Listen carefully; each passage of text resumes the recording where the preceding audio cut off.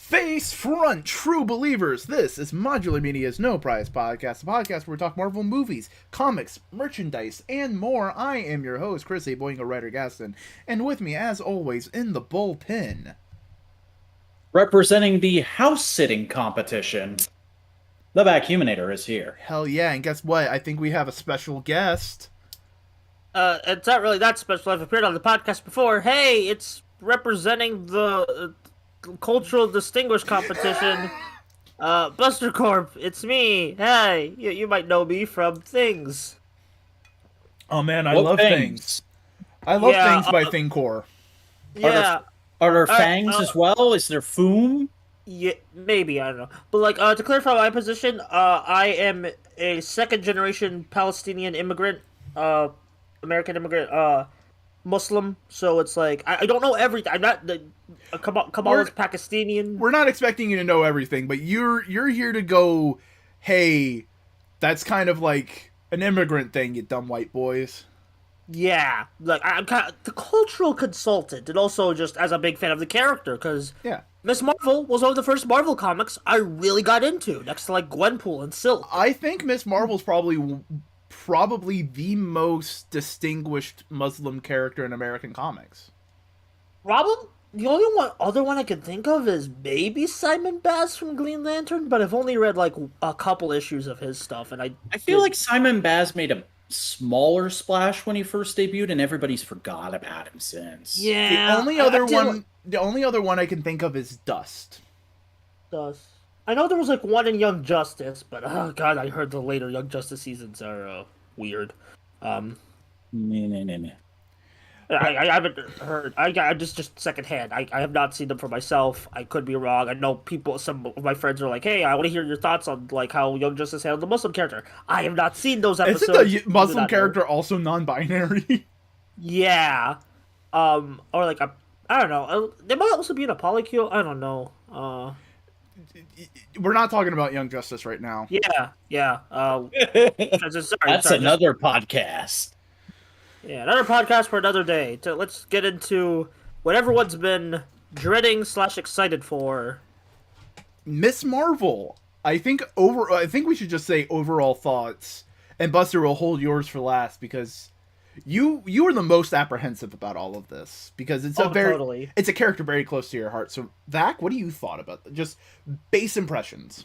So first off, I should also say I'm a very big fan of the Ms. Marvel comics. It's not one of the first Marvel things I got into like Buster, but it is one of the first current books I got really into. I love the entire G. Willow Wilson run. I have read it all the way through twice.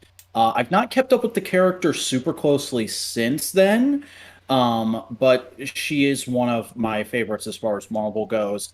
And I have been dreading this show not because I thought it was going to be bad, but because people wouldn't shut up about how they thought it would be bad. And I've gone on those kinds of rants a lot in the last year and a half, so I'm not going to rehash that entirely. But I'll just say, people made me go in expecting the worst out of this, and I thought it was 3 times better than I expected it to be. I was absolutely blown away.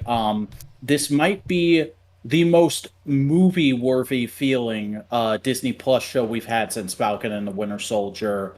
I really love a lot of the tone, a lot of the feel, the sort of reinterpretation in a movie context of how these characters should feel. This reminds me a lot of stuff like Scott Pilgrim and Dope and John Hughes movies from the 80s. It really feels like what we were promised we were getting with Homecoming. I genuinely thought this was really good. I think it feels like a movie, but it's not a movie. It is very much paced to be a TV show. Yeah. It's paced in that deliberate introduction to the character. She's played beautifully. She's perfect casting. Oh, yeah. We already know how I feel about her just because she consistently goes up to Kevin Feige and go, "Yo, it's not 616, it's 199999," and I'm just like, that's my kind of gal. Good going. You picked the right person for a huge Marvel nerd character. You picked the right person. And I love how they reinterpret it. By the way, Buster, what are your general thoughts? Yeah, Because you that's haven't my gotten to general thought. chime in It's yet. good. Say your thing. Right, so upon the first watch, just raw impressions, I was like, that was really good. And the more I think about it, the more I like it, oddly enough. Now, here's the thing with me in the MCU.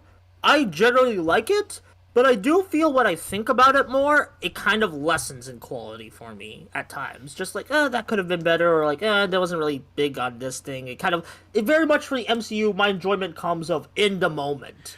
You know? It's very much the hype of the Marvel thing carries a lot of weight for you. Yeah, very much the hype. And it's just like generally thinking about this, maybe just because of the character I'm attached to, maybe it's just because of like other things, but I generally thought it got better the more I thought about it. Because I did kind of cringe a bit at times, but I was like, oh, the cringe wasn't as cringy as I thought thinking back at it, you know? Yeah, and but there's also aspects of like youthful cringe where you go like, yeah, a young kid would behave like that, you know. Yeah, totally. Also, But, what's like, up, Hell? Yeah, Yeah, hey, hell. Can we talk about like how well they reinterpreted her being a fangirl from this long established comic universe to this much less long but still well established movie universe? Because that whole opening sequence, they could have just released that as a teaser trailer and I'd have been like, sign me up. It was so perfect. honestly, I kind of feel like the trailers did not do like This did not this really capture justice. this tone. Yeah. Yeah, And I think 'cause part of it, the most part of it, is because there's so many composite shots that added to the tone with the background doodles and everything that kind of got you into her mind that were probably nowhere near done yet. yeah, definitely. Cause probably like maybe because it's not like CGI effects, it's just like drawing effects. Like I really like the effects like here. Like kind of it felt very ADHD, kind of like how a kid would see like the world, like just or like and like there's a moment when she's sitting there. I'm like, oh, I think she has undiagnosed ADHD, or maybe that's just me. I can see that, yeah, with Yeah. some of the scenes in this, especially like the moment when she's on the stage and she's getting freaked out by all the flashbulbs. Overstimulated and all that kind of stuff. Mm-hmm. It's fun. Hey, if you don't know a ton about Ms. Marvel, this first episode's a great introduction to just her general vibe as a character. Yeah. And I will say, to get into like kind of the cultural stuff, this is pretty accurate to how both the character and like the character family for the family. This is pretty accurate to how the character family is portrayed in the comics and how like I feel like Muslim families are common seen. I The will only say, real change is the dad's not a stern dad; he's more of a fun dad, which is cool. I like that. yeah. I kind of like I'm a bit mixed on it, like, cause I like the dad was like I love the dad in the comics, but like he's a bit more with the flow, which I'm okay with, but like it feels it's a bit stereotypical, but I understand it, and it's still. I think it's entertaining. partially just because they want to have a greater contrast between the parents in the conflicts and all that kind of Oh, stuff. definitely. It's just more of like, we're trying to tell this. We can't tell this story over 12 issues. We got 6 episodes. Let's clear it up a little bit more and make the dynamics a little bit easier to immediately understand. Yeah. Oh, yeah. That being said, though, I marked out like crazy in that bit in the beginning where they pulled an exchange directly from the first issue of the comic. Nobody Which else got that? exchange? When- Sorry, no, but Kamala comes down the stairs and her brother is there praying over his food, and the dad yeah. goes, if you don't stop praying and start eating, you're gonna die of starvation." And the brother just pauses and goes, "I will pray for you." actually, speaking of the brother, I complained about this a bit, like to you guys already, but God's Arabic pronunciations is like a religious faith like things was annoying me. I know people actually talk like that in the Muslim community, so this is just a me nitpick, and I probably not want to speak because I'm not that fluent in Arabic, because the English Is accent. it just his pronunciation or the fact that he's saying stuff all the time? No pronunciation. The same Okay. saying stuff that's in character of him in the comic, and that's just like people do say stuff. Is Like, it more like? Is it someone who doesn't speak the language mispronouncing it, or is it like a different dialect? dialect. It's definitely Okay. dialect. It's a nitpick. This is like nitpickiest of all nitpicks. I'll be honest. It's just like It's like us being English speakers and hearing someone speak Scots. Or yeah, it's like you're watching an adaptation of a book and you're going, "Oh, that's not the voice I pictured them with." yeah, definitely. Oh, definitely. I especially with how the character acts, I pictured the brother to be more like proper than like because he's very casual. He feels very It's like also- casual, like. And also, I like how like since they have to cram this in 6 episodes, I like how they're kind of like doing the wedding like basically either midway or as the finale of the show. That's interesting. It's crazy because like he's apparently already met his wife and got engaged. And that doesn't happen until halfway through Wilson's run, and like the wedding issue is a big deal. So like I'm interested to see how they adapt that going forward. Yeah, that might be the finale or either the midway point of the show. Yeah, but it Penultimate does episode. penultimate. Yeah, I can see that. But it does create like just from a structural standpoint, it creates essentially a ticking clock on the family dynamic. Yeah, because like, and that might affect things going forward with the characters. And also let's talk about Bruno. First off, I'm glad this came into production before the Encanto song blew up, because Oh yeah, they would have Oh, made yeah. reference. They would have made jokes. yeah, they're gonna make a joke in like season 2 or They the make so Marvels. many. Well, they make references to like everything Disney owns in this. Like, there's a moment where he goes, "Your mom's not Darth Vader," and I'm like, "That's not the reference a kid would make," but okay. You're like maybe your mom's. Like they mentioned Smash Brothers, which I'm like, yeah, people talk about Smash Brothers. Like Yeah, that was an outside Disney one. That was cute. And here's the one thing I will say: the Mulan joke kind of makes sense because that counselor just feels like he would be a Disney millennial. Mhm. there. Um, And well, but yeah, no, I love Bruno, and I was telling Boingo when we watched the episode together because I watched the episode on my own once, and then I watched it once with Boingo. Bruno's actor looks like a young Neil Patrick Harris to me. he kind of does give off that vibe. I also just appreciate like that it is very distinctly a friendship. There is no romantic intention or tension between them. You know. Yeah, From it's very either sort. bros. It's There's very like bros. one brief moment, and it's very clear that like they both realize what it is, and they go, "Let's not." Yeah. Yeah. No. I hope they stick with that and like further developments for this character. Yeah, because I don't think they've even gotten together in the comics yet. Though it's almost happened a couple times. Yeah, I I don't would- want like teasing with that. in Like I this just in this show, I would be happy if they just stay friends. yeah. Oh, what was I gonna say? Hi, this is Kelvin. what I I've was- never seen you before. Welcome to the chat. Oh, Yeah. Kelvin, that's the person who programmed the head for the Huey Doulahan. Oh yeah, it looked familiar. Yeah, it looked familiar art style. There was another thing. It was on my tip of. Oh yeah. Let's get into the powers thing. I think am the powers okay are with fine. it. Okay. I reserving my Go. judgment. Yes. Because the explanation is gonna make or break this.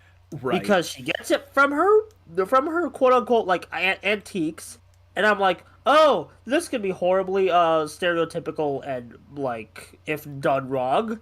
I hope it's mostly just there's some genes in there, or just I don't know what the I explanation could be. think, based on the vision she has right before she goes on stage, it's a Kree artifact, and that's going to help connect her more so to Carol and her whole shit.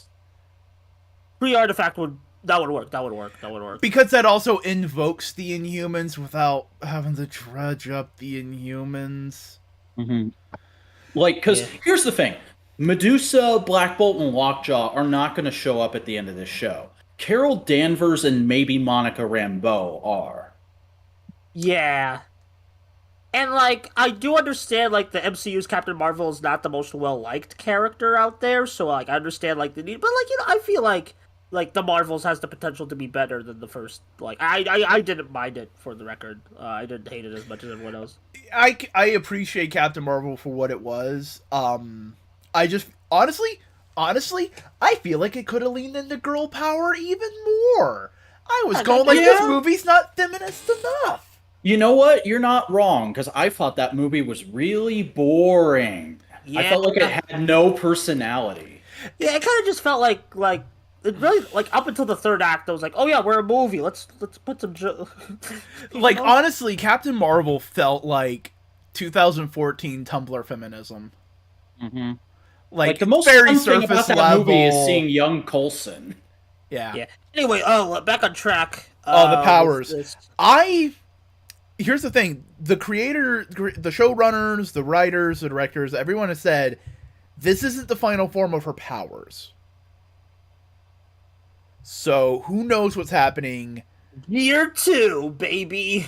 Also, like they worked super close with both G. Willow Wilson's creative team and the team that took over from them. Like, when they show the plaque for her school, the names of the founders on the plaque.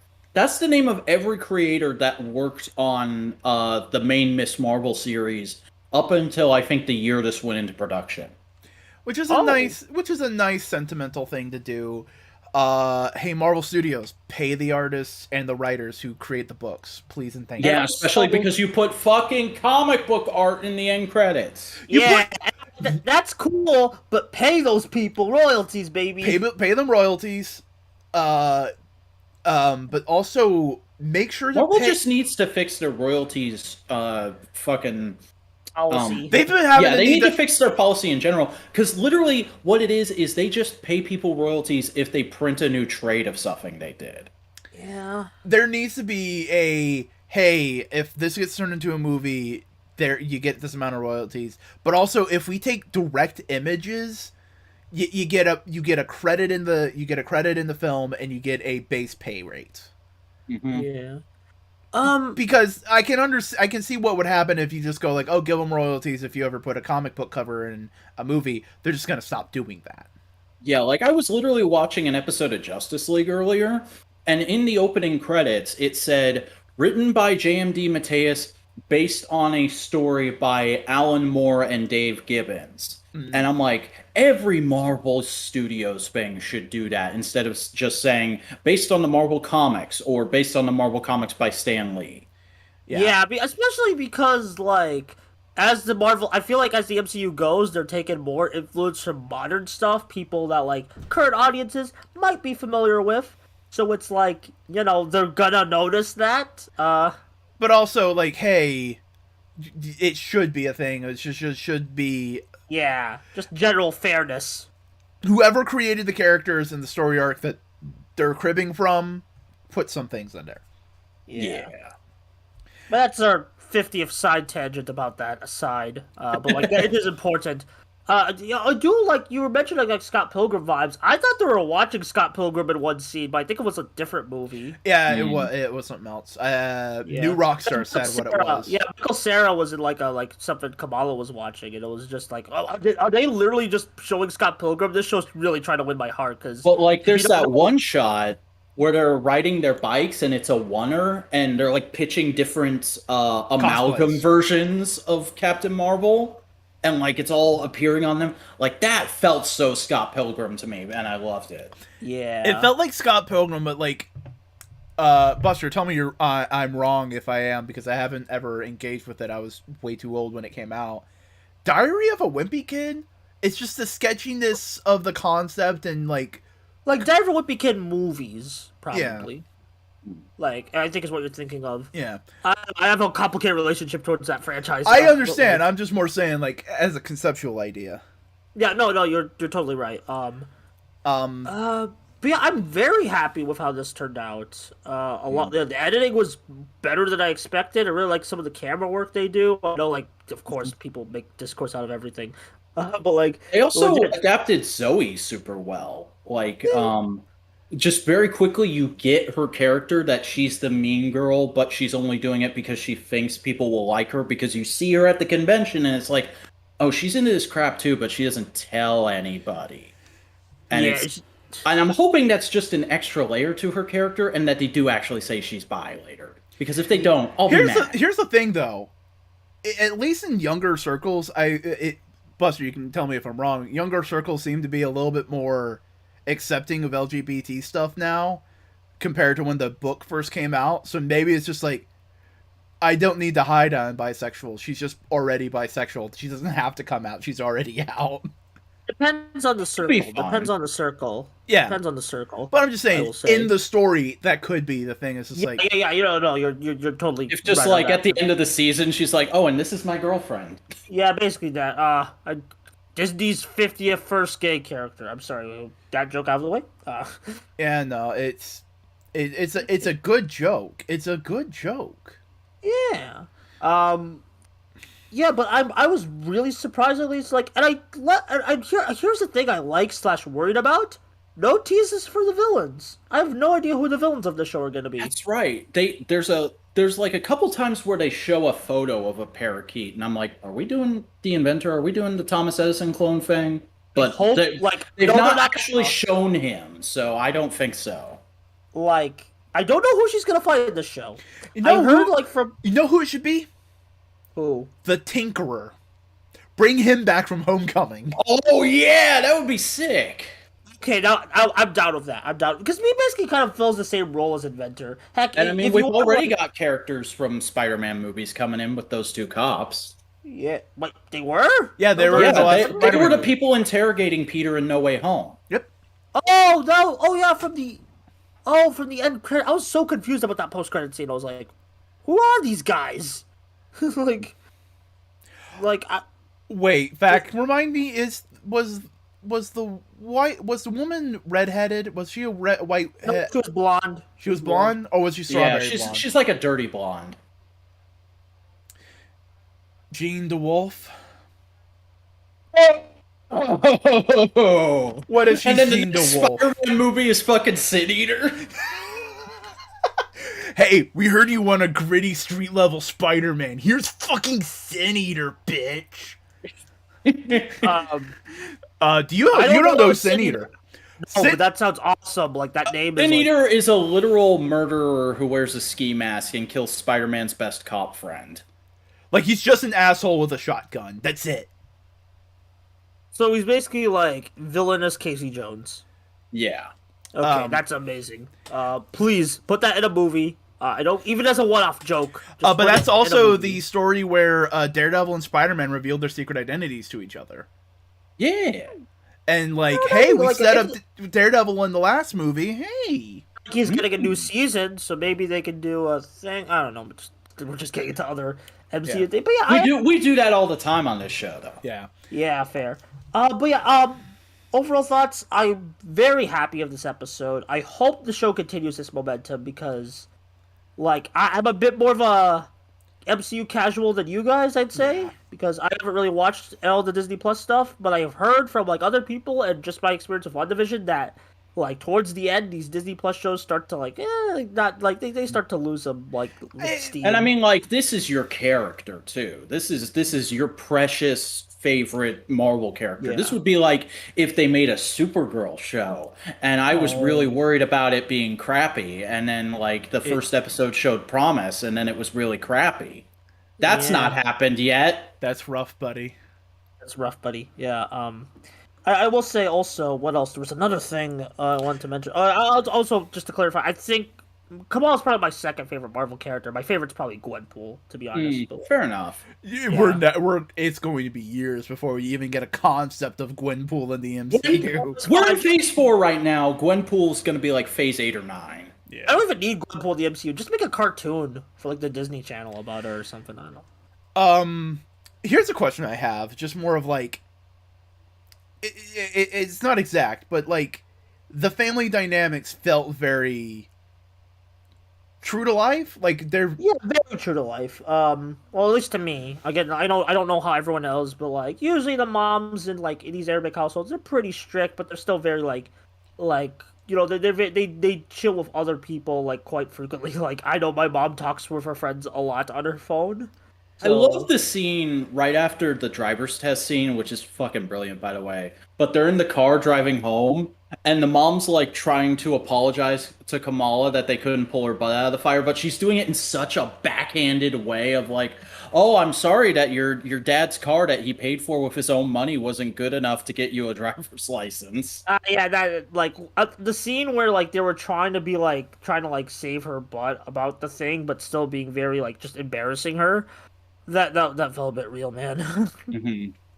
Like, I don't know, they're very good with, like, this show's really capturing kind of, like, the immigrant, like, kind of, like, American modern Muslim, like, a dynamic with, like, family thing. I don't know, at least to me. Again, like, everyone has a different situation, Yeah. so... And we're not saying like, hey, Buster, is this 100% correct and accurate? Did they get everything right? It's just more of like, hey, does this feel Yeah. true? Does this feel It feels authentic? very true. It feels very true, especially from my experience. Like, there's a lot where I was like, "Oh, I see myself in this." So, What we're looking for is kind of the same way I feel about like a likeness on an action figure. You don't have to get every little detail, but as long as it looks enough that I'm not going to go, that's not that at all.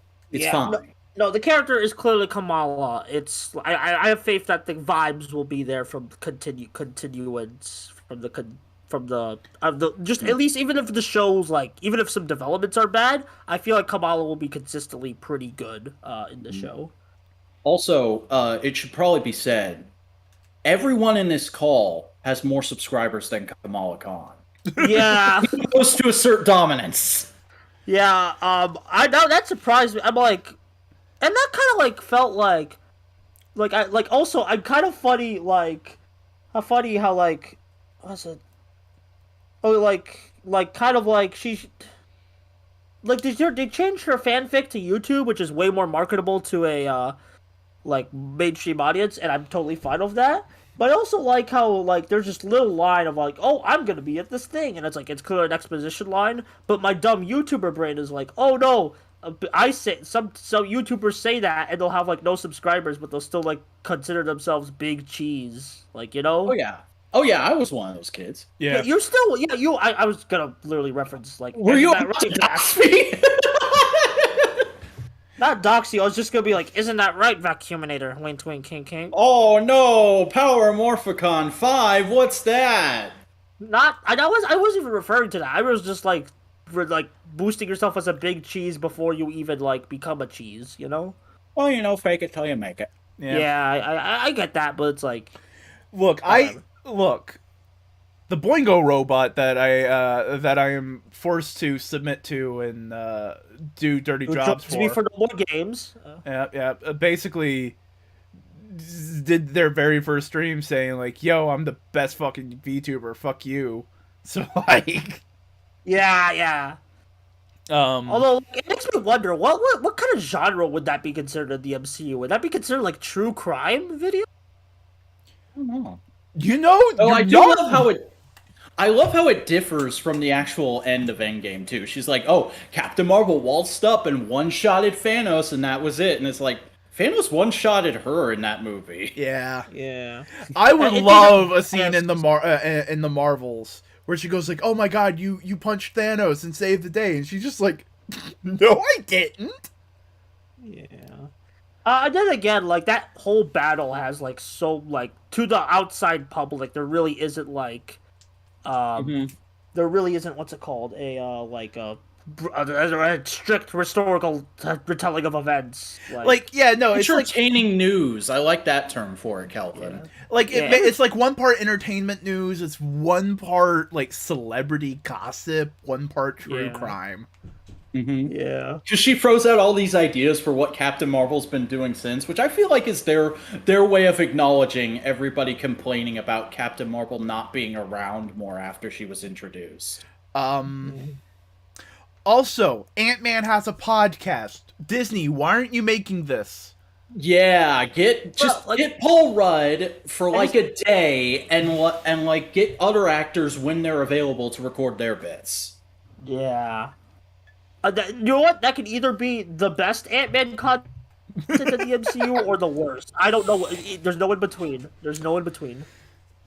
It'll be it'd be fucking great. And like, but that's also how everyone just knows about Thanos. I know they couldn't because he would have had to have got involved when the powers started going awry, but I would have loved it if he also had a cameo at Avengers Con. Like he's got a little booth where he's selling merch and plugging the podcast. That'd been cute. No, you know who should have been you know who would have been there? Who? Frogman. Yeah! He appears here before She-Hulk. That's just a little dumb background detail. But hey, but no, AvengerCon did look really cool. it looked okay. AvengerCon looked like what A carnival. it looks like what you want to sell a con as. Yeah. It looks like a kid's carnival. Like, But it looks like, hey, what's a convention? Okay, cool, that looks like fun. How do we make it look fun to an audience that wouldn't find conventions fun? yeah. Neon lights, baby. Like the outside with the big Hulk mouth. I saw that and I was like, that looks like a fucking Halloween funhouse. Yeah. And everyone's honestly, cosplay, and it's great. yeah. Also, I almost forgot to mention, Zoe's Captain Marvel costume is just Carol's Miss Marvel costume, but in Captain Marvel colors, and I love that. That's a great homage. Yeah, it's cute. Also, there were Mini-Mates cosplays. Are there Marvel Mini-Mates in the MCU? Probably, because I think that's a Diamond Select toy line. It is. Yeah, so maybe... Oh my god, Diamond exists in the MCU, and they sell Marvel comics. I mean, if we want to go by the comics, Marvel Comics exists in the comic books and are legal precedent for legal battles. Like, they can be used as evidence of this hero was at this time at this place. That was in a She-Hulk book, wasn't it? That was John Byrne She-Hulk. That sounds like a She-Hulk thing, yeah. Because literally John Byrne has put himself in the comics and as a writer for Marvel Comics. Yeah. And the way it works is the heroes just like give an outline of their adventures, and the writers just like write it out as a comic. So, Oh my god, so that's where Mighty Men got that plot line from. yeah, like legitimately, that Stan Lee and Jack Kirby exist in the Marvel universe. They've been to the Fantastic Four's wedding. They got kicked out, but they went. Yeah. Bro, imagine you make these characters, you're about to see them married, and it's like you can't see it. Bro, the punished arc. That's Jack Kirby's life. Yeah. Oh, that hurt me. That Jack hurt me. Kirby's life his entire life is a punished arc. Oh, Yeah, oof. Steve Ditko is a self-inflicted punished arc. Yeah. Steve Ditko's like the anti-hero of comic book creators. Do we have more things to say about Ms. Marvel? I think we hit everything. I want to say more, but I Oh, really sure. You were afraid Nakia wasn't gonna wear a hijab. That's the correct word, right? yeah, hijab. And she does. She does. wear it. Yeah, or like maybe it's a different scene in the thing. I don't know. The whole thing is weird. Like I don't know. Yeah. Honestly, I haven't really been following the discourse as much, just because I don't need that in my life. Yeah, it gets draining. I want to say real quick. Hold on, bringing up the slide again. That looks like someone's cosplay. They did a really good job replicating what a amateur cosplayer would do. Yeah, and then when she's telling Bruno her plan, her costume's like 3 times better, and he's dressed as Tony Stark instead of Bruce Banner. Yeah. That's a great detail. Like, that may also be, like, a neat little reflective of how they view each other. Like, Oh, I didn't know Obi-Wan was in this episode. yeah, Kamala... Obi-Wan shows up, and he's like, listen to me, you have to get the high ground. But, like, Kamala sees Bruno as, like, this fun, cool tech genius. Bruno sees himself as the dude in the background who helps out. Yeah. Which I think is neat. I think that's an interesting little character detail that you could read into. Yeah, they're just like it's just. Honestly, it just makes me excited to watch to watch the next episode. I'm not just interested. I'm excited. I want to see what happens next. You know, and it's like I know you've been saying it's theater quality. I think this is perfect for television because of the pacing. Yeah. Like so far, at least so far. Who knows? Again, who knows? Future episodes might just be like, nope. But like, you never know. You certainly couldn't do this on a network budget, but when you got that Disney money, let's fucking go. It's a good midway. I feel like this is what the streaming shows should aim for. Yeah. Like just like And I'm not talking about prestige television quality streaming shows. I mean just like the casual streaming shows for like everybody, you know. Yeah. 'Cause I, The pretty bog standard Disney Plus affair, yeah, which I that think isn't Chip and Dale. Oh my god.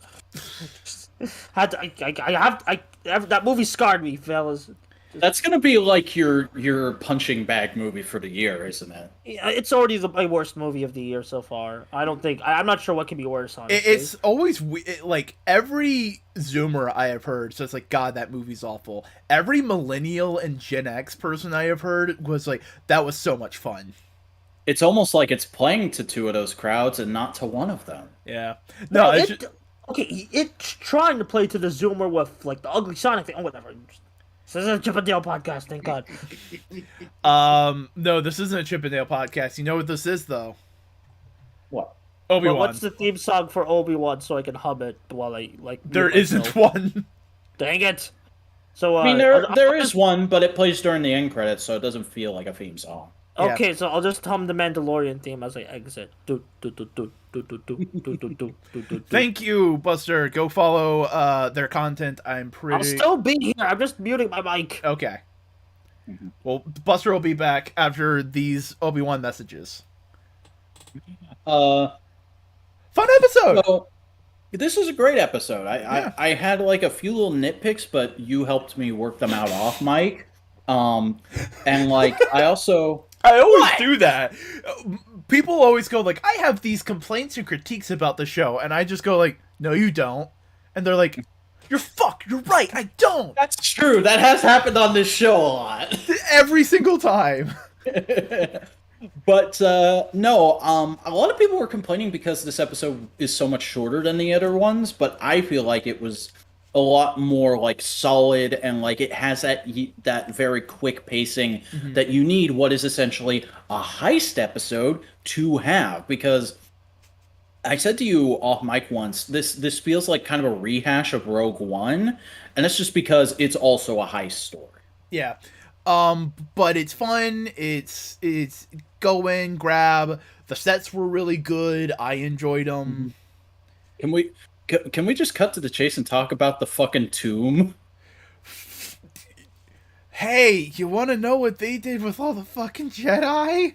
Yeah. Have you seen Jurassic Park? Have you seen the mosquito? And apparently, all of those are EU characters. I didn't recognize anyone aside from the Master Skywalker, what are we gonna do, kid? But everyone else is like an EU character. Like the first guy he sees is apparently in an episode of Clone Wars. Wait a minute. The kid who said Master Skywalker, what do we got? He's here? Yeah, his body His is like corpse. his corpse is like frozen in amber in the Inquisitor's base, which is on the moon of Mustafar. Was on. I wish my face cam was on. You should have seen my face. Yeah. No, it gets dark. It's really showing like, oh yeah, no. At this point in time, Anakin was an evil son of a bitch. Yeah. And like later he almost kills Reva until she says I put a tracker on him. Which is just beautiful, like foreshadowing to the headcanon of New Hope, why all the stormtroopers kept missing. Because they were letting them escape. Yeah. But like, it was fun. It was great character dynamics for Obi-Wan, from Ewan McGregor. He plays the fuck out of Obi-Wan. Yeah, this he was so good in this episode. Like the desperation and like the slow reconnecting with his force powers that happens in this episode, because like he went from being afraid to levitate someone in episodes 1 and 2 to holding back the fucking ocean in this episode. And then just flooding and killing a bunch of people. It was good. It was solid. And then he just tried to hold Leia under his jacket while they were trying to escape. Yeah. Which initially I was like, how does anybody believe that? But then as soon as Reva was like, you're not, no. I was like, okay, they're just going along until she shows up. Yeah. It's also really great to see the minutia of the Empire. Just the banal, just everyday aspects. The one guy who's like, "You're not supposed to be here," and she's like, "Yeah, but I outrank you. Shut the fuck up." And he's like, "Oh, okay." Like, that's kind of a thing that's, because they're movies, they need to be quick and they need to be fast. The Empire tends to become this like giant monolithic, ooh, it's the Empire. It's a bunch of fucking dumbasses. Mm-hmm. That's all the Empire is. Yeah, but then you also have the detail here that my favorite thing about this episode, the first time I watched it, was we went from stormtroopers kind of feeling really banal and like the importance of them diminished over the last like few Disney things to in this episode they feel a little more threatening. They feel a little more intimidating. There's a scene where Obi-Wan goes to kill a couple of them and it takes a couple whacks with his lightsaber to get through that armor. And I was like, thank you. I'm so sick of people one-shotting stormtroopers. Like, I get that you have to have the thing move along, but like that armor should be worth some kind of shit. Yeah. And at most, if you get them with a blaster, they just need to be knocked on their ass. That's it. Mm-hmm. But no, this was enjoyable. This was fun. Also, we got a scene with just little Leia and Reva, and both of them knocked it out of the park. I know, because there will always be fucking complaints about the new women. She's black. Boo! She's been great. I love her. She's a great like. You can tell there's something down below, but there's also like great antagonism. Antagonism. That's my favorite word. I'm being hailed. Continue talking. Yeah, what were you gonna say, Buster? I was gonna say like props to Disney for actually like or Disney, Star Wars, Lucasfilm, whoever made the executive decision to basically said, we don't want you racist here. You know? Like I do agree, Nightmare. The ranking in the Empire can be kind of weird, but I also like I like that we have so many different kinds of stormtroopers now. Like there's so many different little specializations that they can have. Yeah. And also just Star Wars is just so huge. I feel like you were never gonna have a perfect continuity. Mm-hmm. Just like at this point, it's just like it's a huge franchise, man. Like you're never gonna have like everything perfect, and I feel like you just gotta let some of that go. If you're enjoying your ride, if you're enjoying the ride, what's up, Boingo? He said he'll be right back. Keep talking. Oh, okay. If you just like enjoy the ride, then yeah, you enjoy the ride. Yeah. Yeah, and I mean, like, there's a lot of cool moments like that in this episode. We got all those different Jedi, which call back to all these other things. Also, this episode is the first time Purge Stormtroopers have been in live action, and that's a Fallen Order thing. So that's a cool little carryover. And people have been theorizing we might get a Cal Kestis cameo in this, though I'm not holding my breath. I feel like Cal might show up in Ahsoka. I don't know why. Although then again, I've not played. I've kind of been... One of my big hopes for Ahsoka, though, is that we just explain where the fuck she was during the original trilogy. Because I don't mind her not being in the original trilogy, but surviving until after it. Just explain what she was doing that she didn't get involved and like meet Luke. First episode thing. That's definitely gonna be a first episode thing. Yeah, maybe make the whole first episode just like a flashback clip show of stuff she was doing during the original trilogy. Yeah. Maybe some like Clone Wars live action reenactments if you're feeling extra spicy. I don't know. Ooh boy, hire a young Ahsoka actress to do that stuff. Yeah, I'd be into that. Yeah, maybe I don't know. Maybe actually, this would be weird to do, but like if you could do it right, maybe get the actual voice actor to do young Ahsoka, and then like just dub over that actress. She should at least cameo as like another Togruta or something. Yeah, please, because. Like I don't like putting my Rosario Dawson dislike bias aside. Like I like the voice actress. Like she basically brought the character to life in some of her most iconic moments. She deserves to at least get a cameo in this show. Yeah. Same thing with what's his name who played Obi-Wan in that show. James Arnold Taylor. Yeah, I'm really hoping he gets a cameo at this show at some point. Yeah, I mainly know him from Ratchet and Clank and Final Fantasy X 10. He did play Tidus in that game. Oh, okay. So like, man, what a cool guy! He played Ratchet and Clank. He played like Tidus. He played Clone Wars is the only thing I know him from, though. I think. Yeah, That's fair. I don't know who voices Anakin in Clone Wars though, but I do love Uh, Anakin's portrayal in Clone Wars. I know Hayden met him while on the press tour for this show, Yeah. but I don't remember his name. I remember seeing him and stuff. I'm like, way back in the day. Do you remember? Are you old enough to remember a time when Cartoon Network had like its own video system that felt kind of like YouTube, and you could watch clips from the shows and behind the scenes stuff on it?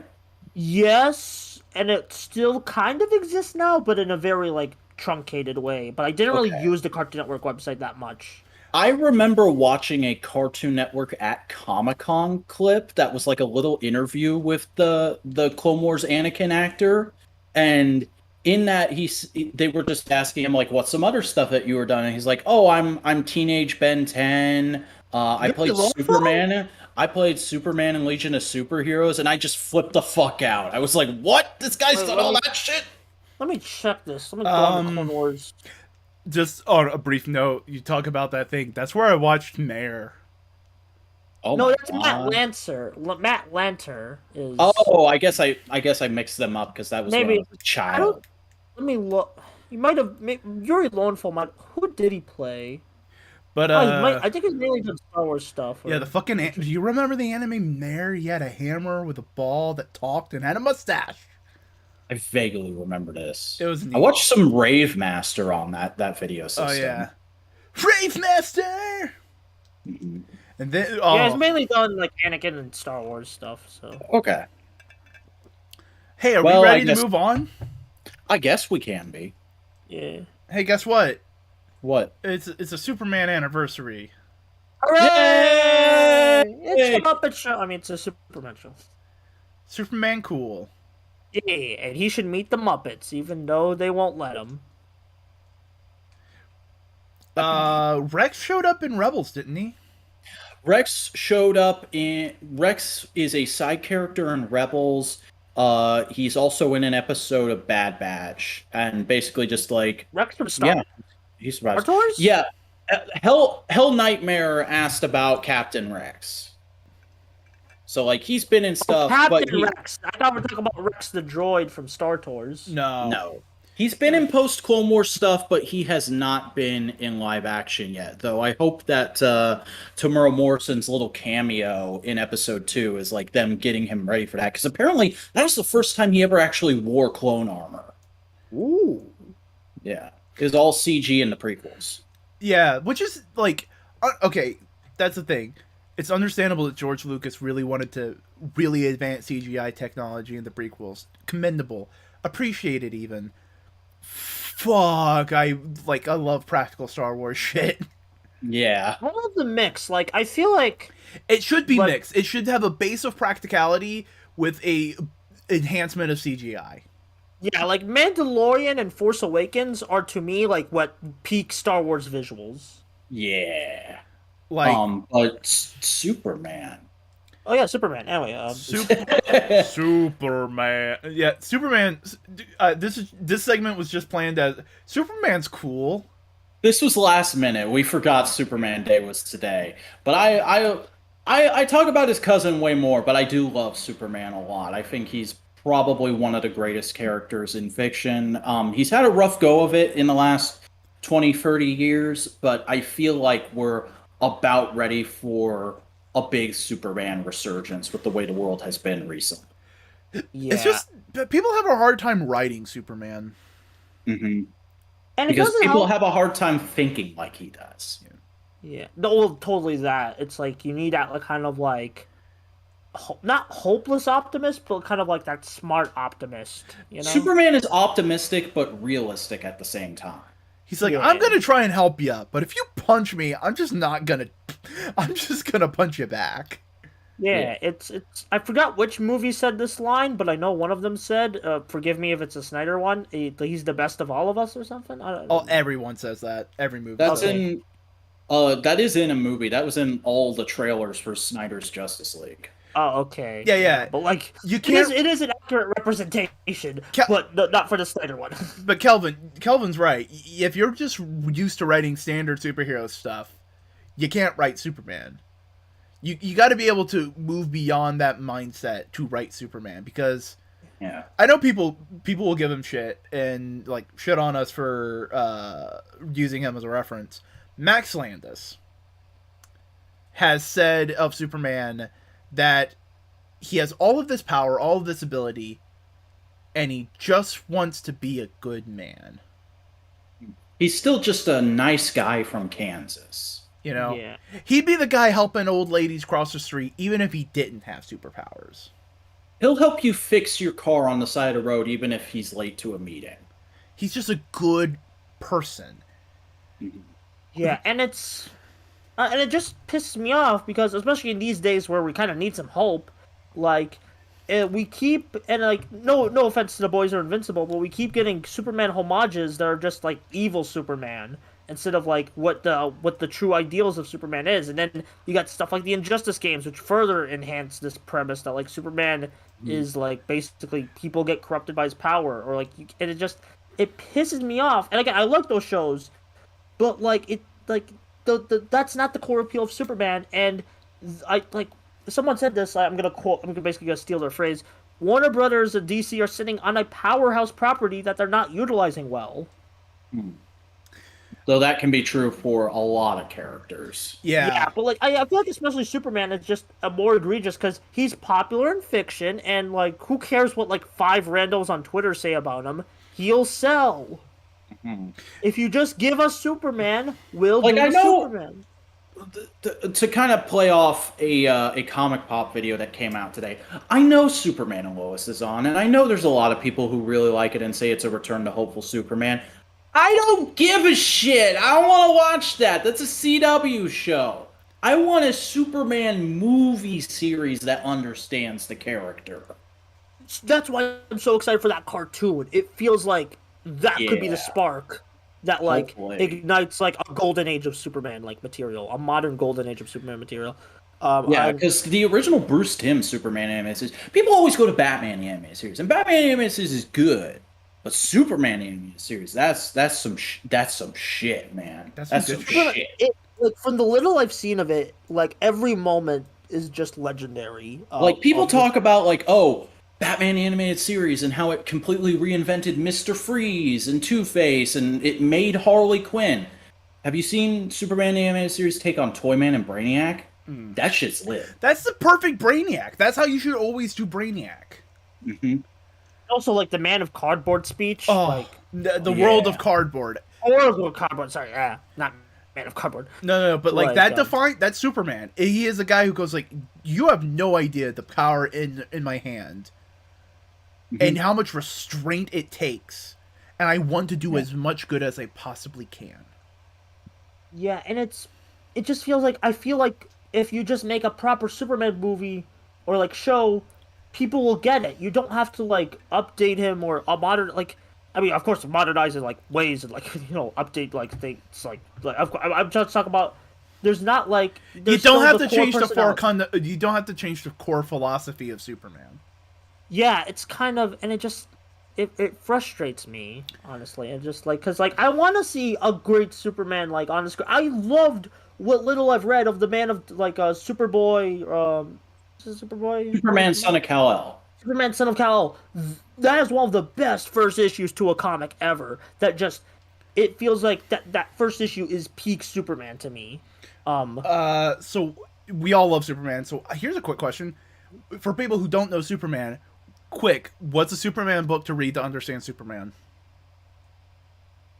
For the man who has everything, Whatever Happened to the Man of Tomorrow, and What's So Funny About Truth, Justice, and the American Way. That's free issues, free single issues that are all a masterclass in Superman. Yes.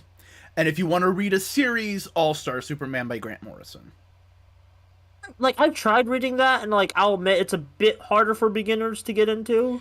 You Like, have to 'cause it's Grant Morrison-y. It's Morrison all the way through, and they have a very specific way of writing, but it Yeah. hits me so hard. If I could recommend some other minis, like Superman For All Seasons, a lot of people love that. is the like just making sure is that like if for ones who wants to read a full run, is the 2016 like DC Rebirth comic good? That's great, because that is where they did just Superman as a dad. Like, John is here, he's established, now we're just gonna do stories about Superman being a dad. Before And Brian it's Michael really good. Bendis fucked it up. Yeah. What? Okay, just like But Tom up to Taylor that. has salvaged it. Yeah. And I would also say, Taylor. would you say, Tom King's Up and Away? I haven't actually read that. There's a lot of Tom King minis I need to catch up on. It was like Also, the for Woods wants to read like a one-off graphic novel. Superman smashes the Klan. Oh, yeah. Yeah. Yep. Oh my god, I read that last year. That's based on so actual historic precedent. Yeah. Because And, basically, the hero, who is one of like my favorite comic artists, works on it, and it's just chef's kiss. yep, for people who are unaware, the Superman radio show basically leaked all the Ku Klux Klan's secret information on a radio show, basically disrupting their entire operation. It was great. Yeah. And I wish we could. I'm pretty sure that would be way too like legally weird these days, but I wish we could have that chat energy these days. Just Yeah. But it was great for the time. But yeah. Also, if you just want to know some cool stuff about comic book history that surrounds Superman, I just watched a Nerd Sync's Lois Lane video the other day, and that was really cool. Yeah. And for those who want to branch into the very few movies or shows surrounding Superman, well, Vac already recommended Superman the Animated Series. But also, if you want to see a Superman versus the Elite, I think is that the that's what's so funny about Truth, Justice, in the American Way. That's the adaptation of it. Yeah, and it's a really good anime movie. Expands on that story a bit while being more self-contained. And if you want to see All-Star Superman, watch the animated movie of it, because basically it does the ending so well. Grant Morrison themselves said it's better. It's a better ending. Yeah. Oh, wait, All-Star Superman got a movie? All-Star Superman has a movie.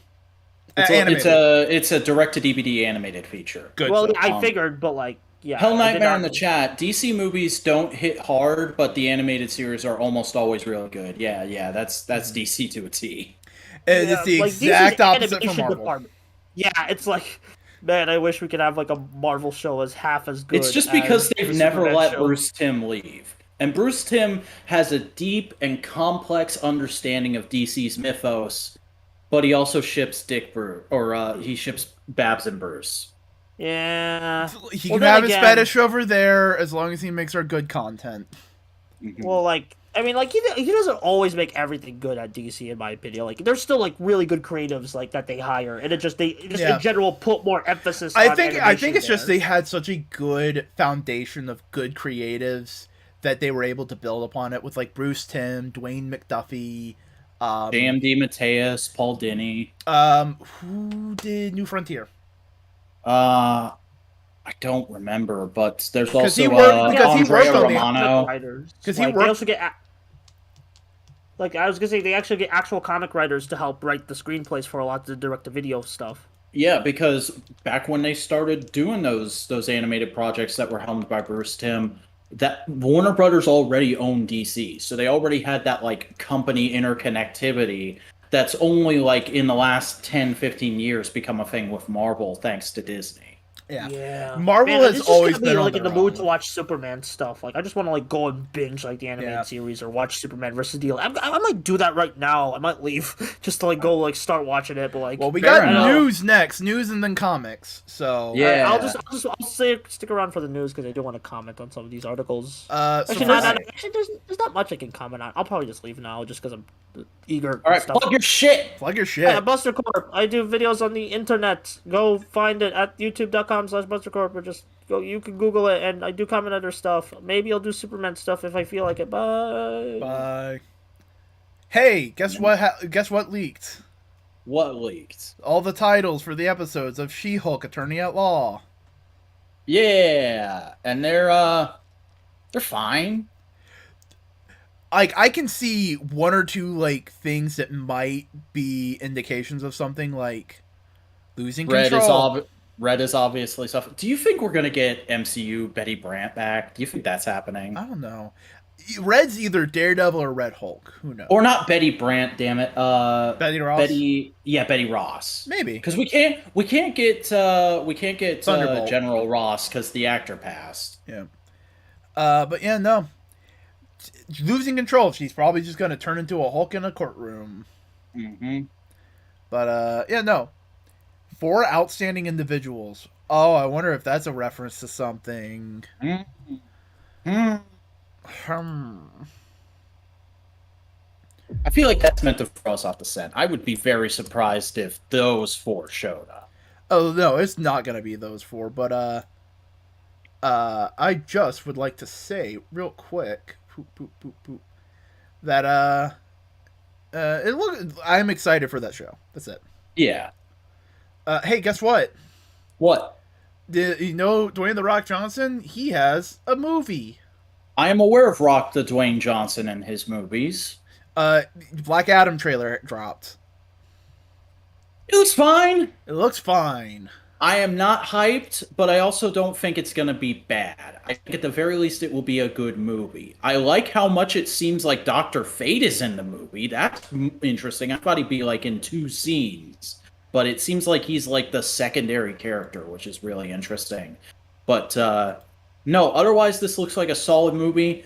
I will probably see it, but I can't say that like I'm hyped for it. It looks very, I don't know how to describe it. It's just like, why Black Adam? It just feels weird. Because Dwayne Johnson probably said, I want to be in a superhero movie. Who can I play? Oh, Black Adam kind of looks like me. Warner Brothers, let me play Black Adam. And they said, we'll figure it out. Because they cast him like 6 or 7 years ago, you got to remember. Yeah. Brosnan looks like a gilf, not gonna lie. Hey, sometimes you want to fuck them grandfathers. Yeah, fair enough. Overall, yeah, it looks Deal neat. as James Bond, man. It looks fine. Atom Smasher looks right off the page, which is cool. Yeah. I don't super care about Atom Smasher, but I love that he looks right off the page. But yeah, it looks fine. It feels like making a Namor movie. Mm-hmm. Dude, why would you make a Namor movie? He's a side character. Because we're building up to Invaders. Who gives a fucking shit about Invaders? No one gives a fucking shit about the Invaders. What, it has a Human Torch no one gives a shit about? I love that you said that, because that's like me saying nobody gives a shit about the Justice Society. No, like, it's like worse, because the Justice Society has importance. The Invaders is just, hey, these are all the characters we had in World War II. Mm-hmm. Cool. What is their significance now? Well, there's Captain America. Alright, cool. There's Bucky. Neat. Namor. That fucking prick. Oh yeah, the Human Torch. Whoa. Johnny Storm? No. The other Human Torch. The one that's a Jim robot. Hammond. The one that's a robot that informed the Vision. What kind of fucking shirt are you wearing? What the fuck are you doing, bud? Why are you doing? And it wasn't even a team at the time. It wasn't a team at the time. They just hung out sometimes, and we retconned that they were. It's a retcon team. It is pure retcon. I do like it though. I like whenever they do a little flashback book about them. Yes, but that's where it should be. It's a flashback. It's not a book. It's not a series. It's not a movie. It's a flashback.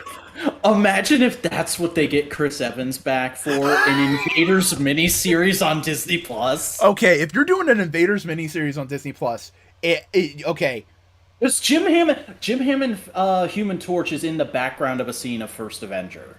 There needs to be a Canadian man named Lucky Jim. Mm-hmm. I don't care if he's on screen. There needs to be a Canadian man named Lucky Jim. Yeah, just have a scene with the Howling Commandos and Lucky Jim is there. For people who are unaware of Lucky Jim, that's Wolverine. Yeah. That's the thing that was in the Ultimates, but I like it being in regular continuity, so it is. Mm-hmm. So guess what? What? We're getting the Thunderbolts. We sure are. I'm not super into this lineup because it seems like it's a lot more heroes than should be on this team. But I like that we're getting this period. Oh, let's see. We got Baron Zemo, bad guy. Ghost, bad guy. Taskmaster, bad guy. Abomination, bad guy. U.S. Agent, bad guy. Winter Soldier. U.S. Agent's an anti-hero. U.S. Agent by the end of that show is a fucking narc. It's true, but he's a narc who means well. But that's always U.S. Agent. He always means well. And by means well, he always joins the bad guys. Like, legit, in Devil's Reign, he teamed up with Kingpin. Wow. But we got Winter Soldier, who's a good guy, and we got Yelena Bolvanov, who's a good guy, a good gal. Gal. Yeah, no, it looks like it's going to be interesting. He's a well-meaning tool. That is right, Kelvin. I want to see a picture of that actor wearing a T-shirt that says "well-meaning tool." They cast him perfectly. He is a perfect U.S. agent. Yeah. But yeah, no, I'm excited. I hope it's much more along the lines of the Thunderbolts' first run, where it's like the brand new identities. Yeah. Trying to be heroes in the vacuum of the Avengers. Like, and make it like Yelena and Sam don't even know who they are except for U.S. Agent. Yeah. Yelena and Bucky don't have any idea who any of these are, and it's just like, hello, I am Captain Victory. That's a very Sokovian accent, sir. I was one of the only survivors. But I immigrated. There were no survivors. I was in America. I have immigrated. But yeah, no. Thunderbolts is fun. Thunderbolts is cool. Oh, it's always, and like, yeah, sure. Thunderbolts are kind of like Marvel's fucking Suicide Squad, but like, they're different enough. Yeah, after all the hinting we got in recent Disney Plus stuff, I'm happy this is officially confirmed. Yeah. We also got some of the first looks at Okoye and Shuri and Black Panther Wakanda Forever. Okoye looks the exact same. Shuri's wearing purple and she's got a new hairdo. Yeah, that's about it. It's also not that exciting. It's also on a Sprite ad. Uh-huh. Because there's probably some kind of promotion where you, like, mailing cans and get a movie ticket or some shit. Yeah. But, I don't know. Hopefully this movie's good. Hopefully. I mean, they're facing an uphill battle with fucking Miss Anti-Vax. Yeah. And the best news of the goddamn fucking week, Dan Slott is leaving Fantastic Four. Oh, man. I fucking cannot wait. Okay. Next writer. You can change everything, but you have to keep some Dan Slottisms, because I like these. That's the problem with Dan Slott. He comes up with a few ideas that I go like, fuck, that's cool. The thing is a dad. He is a dad. He will remain a dad. He will always be a dad. Yes. And he's married. They had a beautiful wedding, and Reed Richards did the most bro thing possible by building a fucking pause button, so if a fucking superhero thing happened, they could pause the wedding and finish it. Mm-hmm. Franklin Richards is a mutant. Please and thank you. Yeah. Just immediately fix that shit. Be like, yo, Hickman, look, it's cool. You can come back now. Look, Franklin's a mutant again. Come back. Just do that first issue. Yeah. It's just dumb. Wait, are they fucking... Wait, family first. Thanks to the knowledge of the Watchers, the lost daughter of Nathaniel Richards has been found.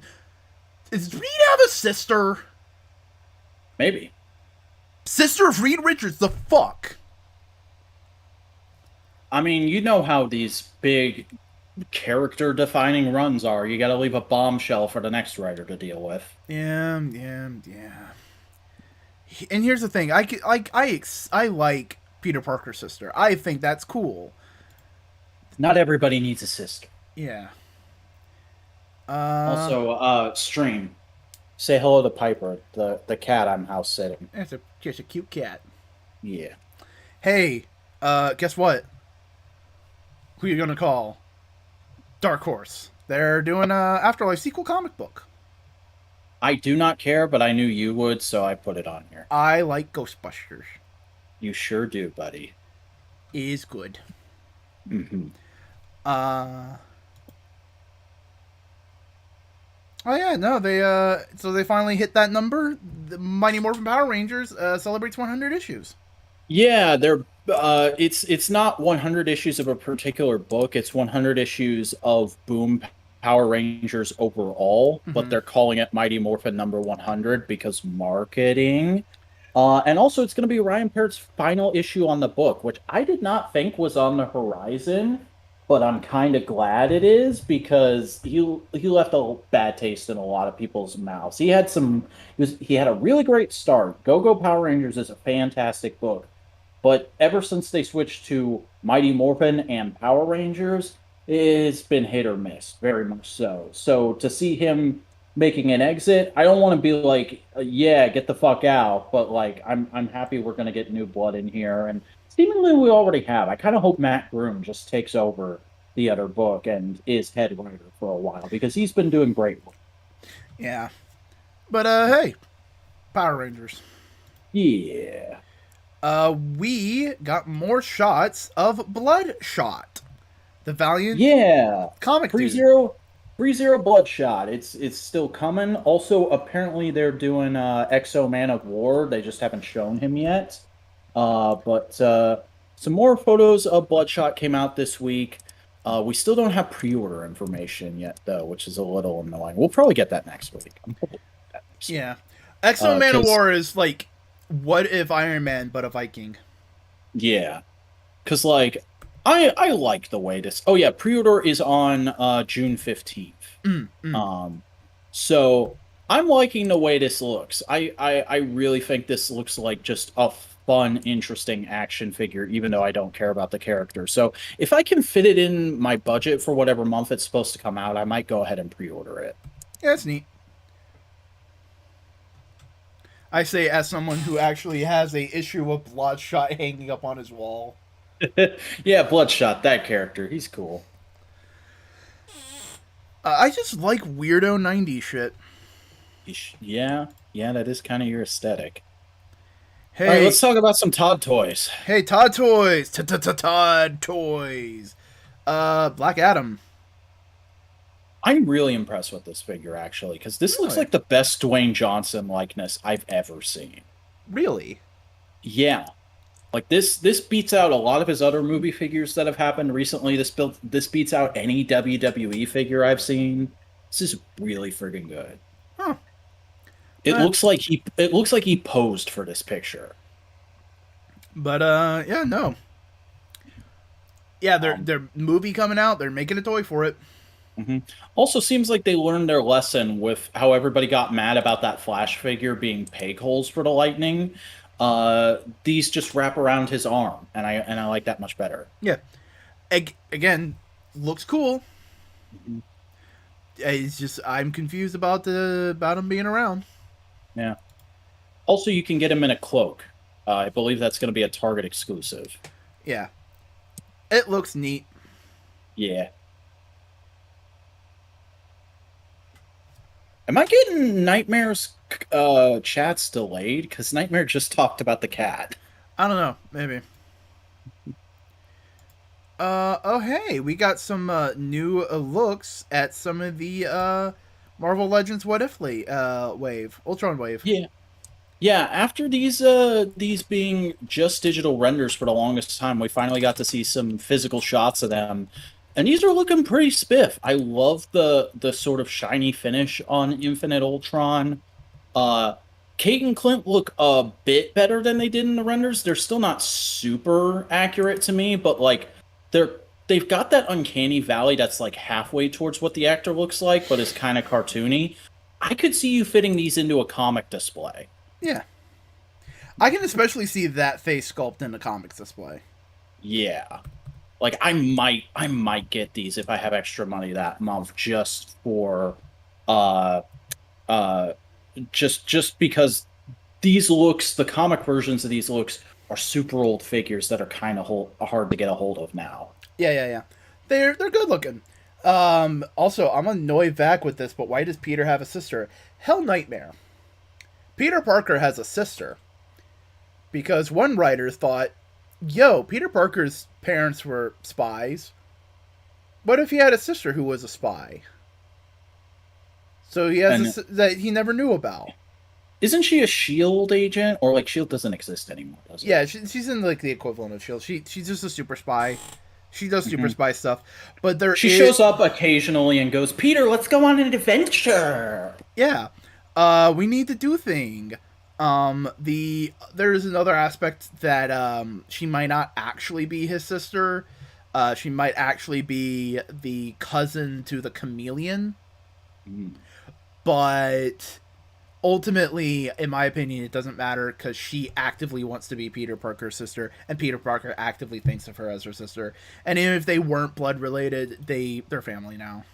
Does she know he's Spider-Man? Yes. Okay, because I've never actually read a story with her, so I didn't know. Yeah, she is fully aware of his Spider-Man-iness. That's often why she goes, Peter, we need to do a thing. Makes sense. Hey, ready to talk about comics in this comic book podcast? I certainly am, and boy oh boy do we have a lot of comics to talk about. A lot of books came out this week, a lot of big books. I got a lot to say on these books. I'm going to try not to go scene for scene with everything, but I do have everything on my phone right now. So. Ooh. Hey, tell me about The Dark Knights of Steel. This was okay. For a series you've been reading for a good bit. Okay, just doesn't seem like it'd be... Because this whole issue is basically just explaining where Batman has been. And we already know where he's been. He's with the Kents. And it's just kind of an exploration of like, hey, in a universe where Superman doesn't get raised by the Kents, what do the Kents do? They raise every other hero. Because, of course, we found out early in the series that Batman and the Robins were hunting most of the superpower community because the elves were afraid of them. And the Kents found out about that early on because they were in the elves' like royal guard. And they found out about the hunting superpowered shit, and they were like, that's fucked up. We're gonna just retire quietly and go get a farm and use it to protect those people. So like Batman wakes up and the new Teen Titans are there, which is hilarious because they don't really explain how Cyborg works at all in a medieval continuity. He's just kind of got armor that looks like the Cyborg costume. But Starfire and Raven and Beast Boy are there as well. And like one of the first things that happens is fucking Starfire walks in after Batman is like halfway through a conversation with the Kents, and she's just holding Dick Grayson by the ankle upside down, and she's like, "I think this is yours." And it's always lovely to meet to see how the husband and the wife meet. And Dick's like, Batman, where have you been? Everybody's out looking for you. They all say you betrayed the elves and ran off. And he's like, the elves tried to fucking kill me, and apparently I'm one of them, and I think they're evil. We might have to recall all the Robins and like figure out a way to stop them. And the Kents are like, yeah, about that, the war's actually like literally right about to begin. And then fucking Ra's al Ghul shows up and is like, yo, Constantine sold me to Titans. Get out here. We gotta go do a thing. And Bruce has clearly met Raz before because he's like, oh, you're not fucking getting these kids. And he goes out to fight him, and Talia's there, and they have a little tete-a-tete that kind of hints at Damien. And then... Does she just go, where's my child support? Kind of, sort of. And the Kents come out wearing their old Royal Guard armor, and they're like, you're not taking these kids without a fight. And Raz is just like, all right, you know what, fuck it, this isn't worth it. I'll get them when y'all are asleep or something.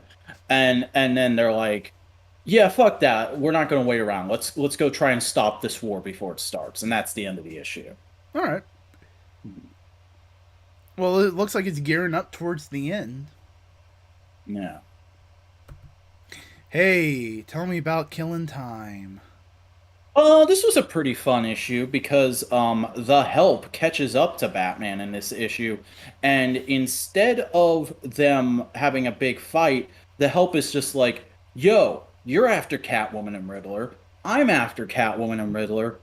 Why don't we just chase them together and we can worry about who gets to catch them when we find them?" And Batman's like, "Okay, I'm exhausted, so I'll agree to that." Uh, Um, and we also see Riddler like meeting with the buyer who, or like the person who hired the person to front as the buyer. And apparently it's a government agency and like there's some real funky shit going on. So I'm like, whatever this thing is they're selling, it better be cool. Like, don't fuck with me on this, Tom King. This better be cool. Um, but that's basically the issue is just like establishing that stuff and building towards Batman and the Help getting ever so closer to finding Catwoman and the Riddler. All right. Hey, tell me about Dark Crisis. Boy. Okay, so this is the one where I kind of have to go scene by scene. Um, because there's a lot in this. And first of all, I want to say any problem I have with this book, because I am gonna have problems. Just straight up, like I can't wait to be annoyed with Linkar's take on this, and you'll find out why when we get to the Oh end. no. Yeah. Uh, but I do want to say the one problem I do not have is the art. This is, of course, um, written by Joshua Williamson with art by Daniel Sempier. They pulled him off of Action Comics for this, and I was annoyed about it at the time, but it was fucking worth it. Every page of this is beautiful, despite what I might think of things happening on the page. Um, and the first thing that happens on the page is we get Dick Grayson giving a eulogy for the Justice League at a vigil they're holding for them. Because if you don't know, we just did a thing where the Justice League all died fighting a big dark army that's going to come invade the DC universe sooner or later. And everyone's real kind of iffy on whether or not it actually happened in the main universe. But they do go ahead and hold a vigil for them at the Hall of Justice, and Dick like starts talking about how he took a vow with Batman to build to be Robin, like flashing back to his original origin and Yeah, like the Kelvin. purpose. Yeah, Kelvin. There's a crisis going on. Yeah, it's the first summer after the pandemic. We got to get people back in the comic book stores somehow. And Um, Empire didn't do it, so yeah. But like basically just establishing that like, hey, this book is about sidekicks. The reason we killed the Justice League for this is we want to talk about sidekicks and a legacy and how comic books have evolved. So like, remember how how sidekicks started with Dick Grayson becoming Robin? Okay, here's that, and then here is a beautiful fucking splash page of like the history of sidekicks up till this point. Um, which I really dig. And then we see the vigil, which is a huge crowd shot, and like you can pick out a ton of people there. One detail I really like is like Lois and Kara are standing together, kind of holding each other because god damn it, Clark's dead again. Um, and then we cut to a few days later where Wally West Flash and John Kent Superboy are fighting Cobra. Cobra with a K. you might remember them from Batman Beyond. Yeah, the intellectually distinct from Cobra with a C, who existed in Marvel Comics for a time and are intellectual property of Hasbro. And are Uh, intellectually distinct from Hydra. hmm But they're fighting a bunch of Cobra goons who are trying to take over Capitol Hill. Um, and basically, we get established that there's been a ton of attacks like this all over the world for the last few days because all the villains are going, "Oh shit, the Justice League is dead? We might be able to get away with some shit." Little did they know there's like 50 other superhero teams in the DC universe. Um, and Hal Jordan shows up and he's like, "Yo, what the fuck? Somebody told me Aquaman's dead. What is going on?" And they're like, "Oh, okay. You didn't hear. You were off planet. Let's take him to Black Adam because Black Adam's the only survivor of that fight." And Black Adam tells, Is he basically the only recaps. survivor or the only survivor? Take your pick. But Black Adam basically gives him a truncated version of Justice League 75, and Hal's like, yeah, that's bullshit. I don't buy that one bit. You trust this motherfucker? Do you know how many times this guy's tried to take over the world? Fuck this guy. This guy's lying. He's got to have some kind of plan. The Justice League aren't dead. Everyone's fine. We got to go find them. And they're like, how do we do that? And he looks at Wally and he's like, how would Barry do that? Go to the crime scene and start investigating it. Get fucking Wallace and go into Speed Force and start looking for Barry, because that's probably where he is. That's where he went the last time we lost him. I love Hal being just the meta dude. It's just like, no, this isn't how comic books work. Yeah. And John is like, okay, what can I do? And he's like, I've only met you like a couple times. Just go do superhero shit. You'll be okay. We'll figure this out. Don't worry, kid. Like, he kind of dismisses him, which is very in character for Hal Jordan, in my opinion, because Hal Jordan is a bit of a tool. But then John gets the bright idea. Oh, I should form a new Justice League. Well, nobody's gone because, like, I'm Superman now, and when my dad was Superman, he formed the Justice League to deal with hard times, and we're in hard times now. Yeah, I'm going to form a Justice League. So he goes to Brazil and he talks to Yar and Floor, and he's like, "Yo, you want to be the Wonder Woman to my Superman?" And she's like, "I just became Wonder Girl." And like all the bullshit that's happening all around the world is happening here too. There's no other Brazilian heroes. There's like one or two other Brazilian heroes. I have to stay here and help my people. And he's like, all right, fair. And he goes to New York City, which, again, massive nitpick of mine. I hate New York City existing in the DC universe. Metropolis should be New York City. Gotham should be Chicago, so on and so forth. And he talks to Jace Fox Batman. And this is actually my first time reading Jace Fox Batman.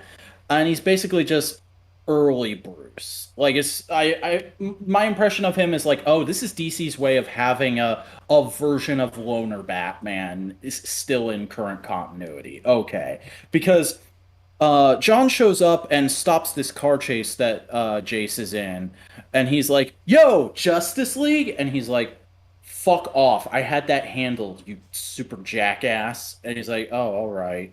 And then we see a montage of him talking to Dr. Light, Swamp Thing, Harley Quinn, Far Sector Green Lantern, whose name I forget, Damian, Killer Frost, Supergirl, Aqualad, Jesse Quick and Wallace West, Peacemaker, what's her name? Vixen, Blue Beetle, Jaime Reyes, Firestorm, Naomi, Shazam, and then in the same panel, fucking Booster Gold and Ted Kord Blue Beetle.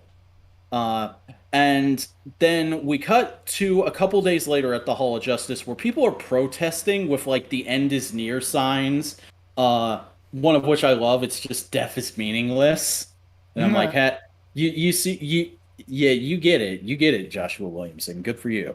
But we see inside that John's talking to Black Adam, and he's like, look, I know you're worried. I know you're still not at full strength, but I wanted you to get out of bed and see this because I think this will give you hope, man. I feel like this is really going to fix things for us. And they go into the main hall, and here's my new Justice League. And it is him, Supergirl, Jaime Reyes, Blue Beetle, Dr. Light, Aqualad, Blue and Gold, Frankenstein, Killer Frost, Damian, and Harley Quinn. And this is where my big complaint with this issue comes in. Supergirl's wearing the pants costume from the end of Woman of Tomorrow. And if you remember my review of the last issue of Woman of Tomorrow, I said, I don't mind Supergirl wearing pants if it's in a scene that takes place in the future. Because a big part of Supergirl's character, I feel, her design tying into who her character is the skirt. The skirt conveys a sense of innocence that should be there for her, a sense of there is still growth to be had. If you take away the skirt and give her pants, you're essentially saying that like she's grown enough, she is an adult and her own person now, and I get that, but that also says like we don't need to do any more Supergirl books where we develop this character. She can just show up in things. And that really annoys me. Also, I think it looks as ugly as Superman without trunks. You're not breaking up the colors enough. It looked bad in the Supergirl TV show. It looks bad in the Flashpoint movie behind the scenes shots. And it kind of looks bad here. Yeah. If I can just say, that looked like Miracle Man for a second. Yeah. But moving on, Black Adam is just like, that's fucking stupid. You aren't going to be able to save us from what's coming. I have to go get a magical MacGuffin. I'll see you later. And then we cut to Titan's Tower, where Dick is holding a Titans Academy class, which is essentially just fucking circus acrobatic shit, and everybody's making fun of him for it. Which one of it is? Because it's Cyborg, Starfire, and Raven. Victor says, "This is it. We always knew it was a matter of time. He's turned us into a circus." And Starfire goes, "Stop, Victor. You know this is Richard's favorite class." And it's like, that's neat. That's cool. But then a fucking army of villains shows up and starts attacking the place. That's led by Deathstroke. And I'm not a Deathstroke expert. I haven't read a lot of recent Deathstroke stories, but the last time I read anything with him, he was reformed. So that's twice now Dark Crisis has taken a villain that, at least to my knowledge, was reformed and just said, nah, they're a villain again because we need them to be for this story. And that's a little annoying to me, especially because the next thing that's happened is a couple of obscure villains that I don't recognize are like, yo, look who we found spying on us.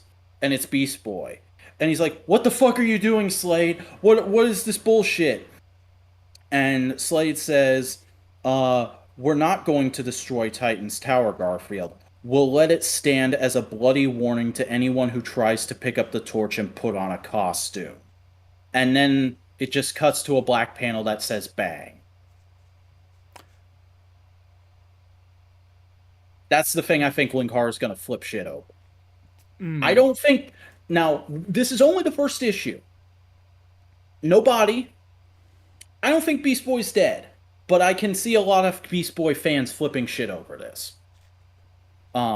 Because the next thing we get, the last 2 pages, is just fucking, oh god, what is his name? Pariah just going, shit's going down. I've got the dark energy and we're gonna come to the main universe in a minute. I'm fucking evil now. Look at me in my fucking monitor costume and all these panels of heroes I killed. And that's where we're left off. Quick question. I'm looking at the cover. I see Plastic Man, the best DC character. Has he shown up yet? He is not in this. Not as far as I know. But I do like that cover, though. I'd like that as a poster at some point. But Plastic Man, the best. He is the best. I just haven't spotted him in this. He might have been at the Vigil, now that I think about it. Like, But genuinely, I don't think he's had a line. Plastic Man is an amazing fucking character. And Peacemaker and Naomi get lines in this comic. Yeah. Fucking Plastic Man does it. That's funny. Fuck off. Plastic Man's by the way, the best. Peacemaker, when asked to join the Justice League by John, just says, country before multiverse. And he was probably only in there because the show did so well. They just wanted to have like a quick little, hey, Peacemaker. Yeah, definitely. But no, like, Plastic Man's the perfect example that Batman's done good. That his way is right. That he's doing, like, fixing things. Because Plastic Man was a bad guy. And then he got powers, and Batman was like, fucking stop that. And he was like, you know what? Fuck yeah, I'll be a hero. Let me be a hero. Definitely. Plastic Man should always be in the Batman books. Plastic Man should be like a side character in whatever's going on in Detective Comics. Yes. I mean, I know people liked Clayman when the Clayface when they were doing stuff with him as a good guy. That should have been Plastic Man. Oh yeah. Full on Dolph Ziggler. That should have been him. Hey, was Dark Crisis good? I don't hate it, but as I said, there are a couple things that give me pause. I feel like this is going to be one of those week to week. I'm going to be like, this is interesting. And then, like, when it's all said and done, I'll be like, that was pretty good. All right. Hey. Hey. Spider-Man does whatever a spider can. So this is the best issue of Wells's run so far. Mm-hmm. And that's just because it's an entire issue devoted to that Tombstone shit I've been saying I like. Yeah, this is pure back on the ground. Tombstone's on his bullshit. I don't know how much of this is like a retcon or what, or like how much we know about Tombstone's backstory before this. But like, I really dug this shit. This felt like classic street level Spider-Man. This felt like Netflix Daredevil Kingpin backstory to me. I was enjoying it. Yeah, it's good. I enjoyed it. I saw some people complain about like Spider-Man basically begging of like, I've learned my lesson, stop. And it's like, no, Spider-Man would do anything in his power to fucking stop, like, get the guy to stop a second. Yeah. Also, the shit where we find out he doesn't really approve of the marriage and he's going to fucking kill Robbie Robertson. That was a big pants to be darkened moment. But it's also like, I'm going to use this as a time to frame my competition. Mm-hmm. The Rose, who's still around. Yeah. I kind of hope the Rose is dead by the end of this run. That'd be fun.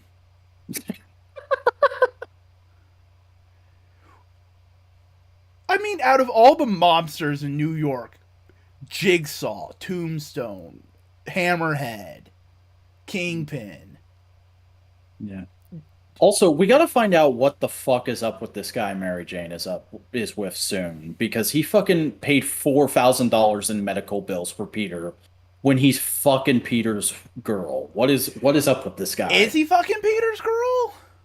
I don't know. That's the thing. That's the impression they want us to have, but what is it really? Stop stringing me along, Zeb. Just tell me what's going on. That's the problem, because it's like, you get an issue every other week, essentially, and it's just like, oh yeah, no, I have plenty of time to just drag this on. Mm-hmm. And it's alright. Spider-Man's okay. Hey, Mighty Morphin 200. 20. I was gonna say 200. Sir, you're skipping a bit. No, this issue is great. This is legitimately just fun Power Ranger shit going on, because we open with more stuff of them trying to delay the Lion Prince, and that's a lot of goofy fun. And then there's some cool action of Matt and God, I'm terrible with names tonight. Matt and Rocky trying to defend the base while they're waiting for the others to get back, and it all like builds really nicely into just this moment of the new command center teleporting in, and all the Rangers getting together and being like, "Yo, jackass, the Earth is defended. Fuck off." And he's like, "You haven't seen the last of me, but okay." And like, there's an interesting moment where fucking Mick from Ninja Steel cameos, because they're on that planet. Like, I'm not sure. They don't say he's Mick, but he's drawn to look exactly like that character. So I'm like, either it's Mick, or it's like his grandfather or something like that. And either way, it's kind of weird. It's a little forced, especially because he's like Kelson Henderson's least liked character by the fandom. And other than that, though, it is a pretty solid, fun issue. Though it has the same problem of the last one of like, there's a hard turn downer ending of just Jason's mom is dead, and we're gonna be dealing with that next issue. Jesus. So there is a fun, wholesome moment right before that where they basically hint that like, after this, Rocky's siblings know he's the Red Ranger, but they're not saying it. Okay. It's kind of like an Aunt May type thing. Nice. So I read Savage Avengers issue 2. How was that? All of them are in Conan the Barbarian times, and they're just scattered around the world. Cloak and Elektra, who's right now Daredevil. She is a Daredevil. Both her and Matt are both Daredevil at the same time. They're Hawkeyeing it. It's fine. They're Hawkeyeing. Get transported to a gladiatory arena, and they have to fight Devil Dino. Black Knight and someone else gets transported to the middle of a feast. No, it's Weapon H. Get transported into the middle of the feast, and they have to fight their way out. Conan and Dagger and someone else, or Agent Venom, get put in the middle of a port, and they have to fight their way out. And they're just fighting, all that kind of jazz. But Deathlock, he goes and builds a gun in the ancient times. Deathlock gonna Deathlock. Deathlock. But they eventually all get put into prison. But Conan the Barbarian finds his sword, and they all break out. And now they're running away from Deathlock, trying to get the people get back to their right times. So they're just all working together with Conan the Barbarian. Fair enough. It's big. It is pure action figures bashing into each other. That's fun. Yeah, that's fun. Hey, I read Jane Foster and the Mighty Thor. Oh, is that a thing that's going? Yes. I wonder why. Completely unrelated to the current Thor comic. Mm-hmm. Other than the major status quo of Thor is the king of Asgard, Odin's in the hammer. Yeah. Those major things. So basically, it's in the status quo, but it's not in the current story. Yeah, it's not in the current story arc. So essentially, someone's breaking out major Thor villains from their jails and going like, hey, you want to join up so we can fight Asgard? And they're going like, fuck yeah, I'll go fight Asgard. Let's go do it. Let's fucking do it. And so they fight Thor. And Thor's missing. And they're going like, oh shit, is Thor dead?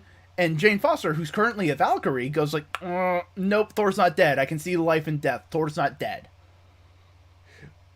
But they call Beta Ray Bill, who's the master of war. So they're gearing up to fight and all this kind of stuff. And then the hammer bashes down on Jane's fucking apartment because she was in an Avenger mission earlier. She was helping out the Avengers with a thing. Also, she has a Pegasus that just lives in an apartment named Horse. Oh. That's funny. How the fuck does that work? I don't know. It talks. It talks, and she's bringing home groceries, and the horse, and he's just like, did you bring carrots? Shit, I knew there was something I forgot. Jane, you do realize my union says I get carrots. What the fuck? He has a union? He's in a union! It's fucking hilarious. A Pegasus named Horse is in a union.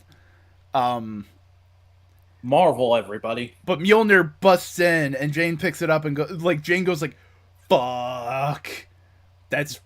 Something's fucked happening. She picks it up, and Odin goes like, hey, yo, what's up? I'm Odin. Why are you turning into Thor? And she goes like, because I don't like the way I feel when I'm a fucking god, okay?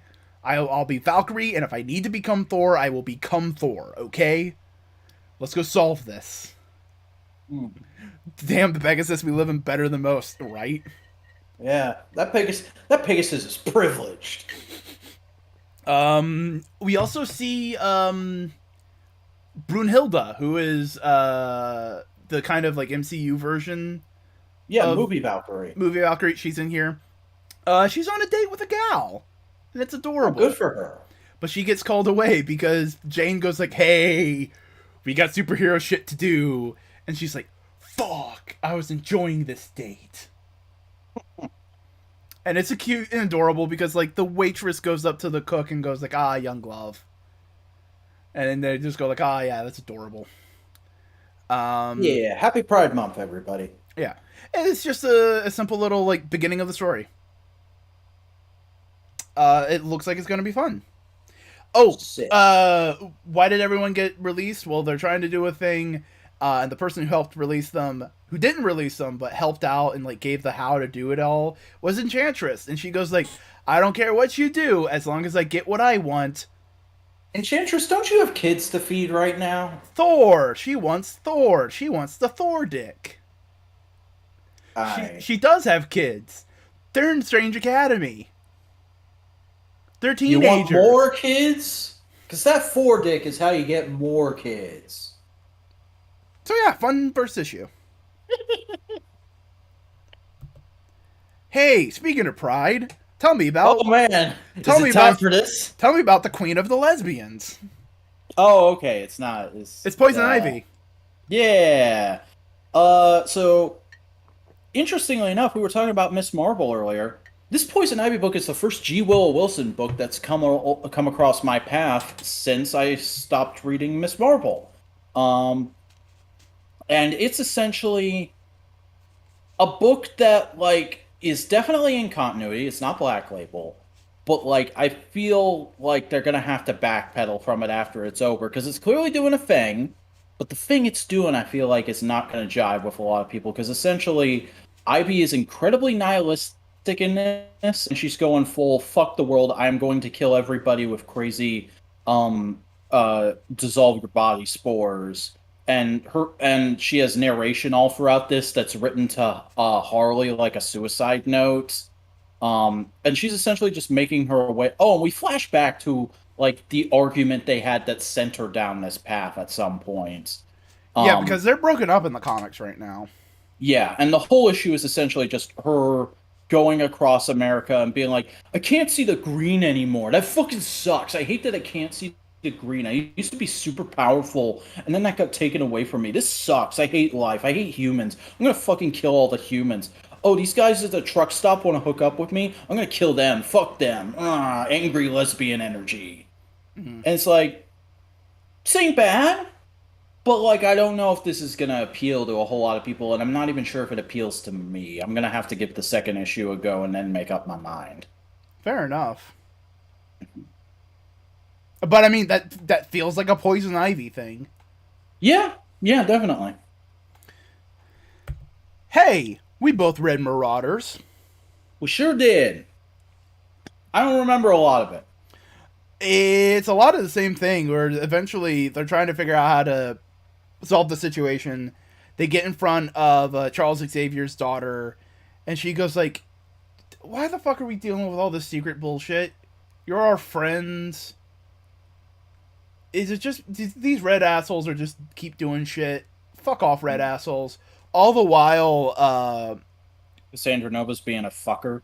Cassandra Nova is like being a fucker for the good guys. Mm-hmm. So she's just like murdering people with absolute glee and joy. And Kate keeps going like, maybe don't. Which, by the way, that's the thing I always remember about this book so far is just I love the way this artist draws Kate Pryde. Oh, she's great. I love how the artist draws pretty much everyone who's not in a superhero costume. Mm-hmm. Because Psylocke is okay, Tempo is okay, but Gladiator is certainly there. But Bishop, Kate, Akihiro, just tasty all around. But basically, she goes. Charles's daughter goes like, "All right, fuck it. Well, let's just go reveal the secrets. You're our friends. Nothing on the table. Let's just fucking get this over with." They get to the fucking place, the prison, and the guards go like, "Oh, Magistrix, on order of on the fucking assholes, you're a traitor. Shoot. End of issue." Yeah. Very, very classic comic book cliffhanger shit. Hey, but remember, she's a mutant. She can be resurrected. Yep. So. Oh my god, wouldn't that be fucked, though, if Xavier didn't have a backup of his own daughter? Yeah. He probably does. Yeah, he definitely does. I mean, it's Charles Xavier. He's probably enough of a fucker that every chick he's been with, whether they're human or not, has a backup. Mm-hmm. Except Moira. Except fucking Moira. Because fuck Moira, apparently. I mean, have you seen what Moira's been talking about? Yeah. Still hard to accept that as canon. Moira feels like one of those people that you knew and you loved and you appreciated, who didn't just start talking about Trump. Yeah. And you just go like, no, I don't want you in my life anymore. Fuck you. Mm-hmm. And they get Although really... apparently she's going to be in Spider-Man soon. Who knows? Alright. Hey, I read Venom. Do you have that adrenaline momentum? Are you going to go get him? I mean, Eddie's sure trying to go get him. Alright. He's in the weird time slip thing, and he transfers his mind to a future symbiote who is a weapon for Kang. I was going to say, that looks like Kang on the cover. It's Kang the Conqueror. So he's a weapon for Kang, and he's just like ramshackling his fucking ship till he hits the bridge, and Kang just goes like, Eddie, the fuck? Wait, why the fuck do you know me? Bro, centuries ago, me and you, like, worked together. We're like friends. Wait a second, is this the first time you've met me? Fuck. Alright, you're gonna want to fight. Alright, cool. Here's my sword, let's fight. They did some Doctor Who shit. And then they just start fighting, and Venom's like having a hard time fighting Kang because he's like not up to speed. And Kang goes like, ha, you haven't even learned the first lesson yet. All this kind of stuff. And then Eddie goes like, alright, fuck it. And he replicates a sword just like Kang has, and he goes like, ah, you've learned the first lesson. Weapon, like, you gotta think like your opponent. And they start fighting, and bing, bing, bing, bing. And then Kang goes like, alright, cool. We don't need to fight anymore. You can just hang around for a little bit. I'll try to explain some things. Just hang out for a brief second. He goes into the other room and goes like, hey, motherfucker who's been keeping Eddie in the time thing. Eddie's here. We're gonna start doing the plan that I'm working with you with. Oh. How about that, huh? Yeah. I'm hoping that Kang is just like playing both sides. Because to me, Kang having He's playing all sides so that he always comes out on top. I'm hoping that Kang actually has a soft spot for Eddie Brock. Uh-huh. Because that would just be fucking weird. Out of all people, he goes like, that hobo. Spider-Man, beneath my notice. The Fantastic Four, assholes. The Avengers, fucking assholes. Eddie Brock, though? That's my boy. That's my boy. boy. That's my boy. No, the Fantastic Four, my great-great-great-great-grandfather and some fuckers.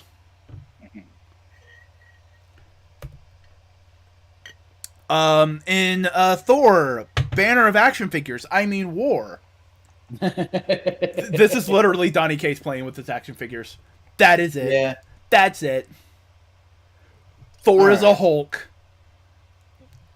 That's going to be a Build-A-Figure in a year or two. Bruce Banner picks up Mjolnir. He turns into a Thor Hulk.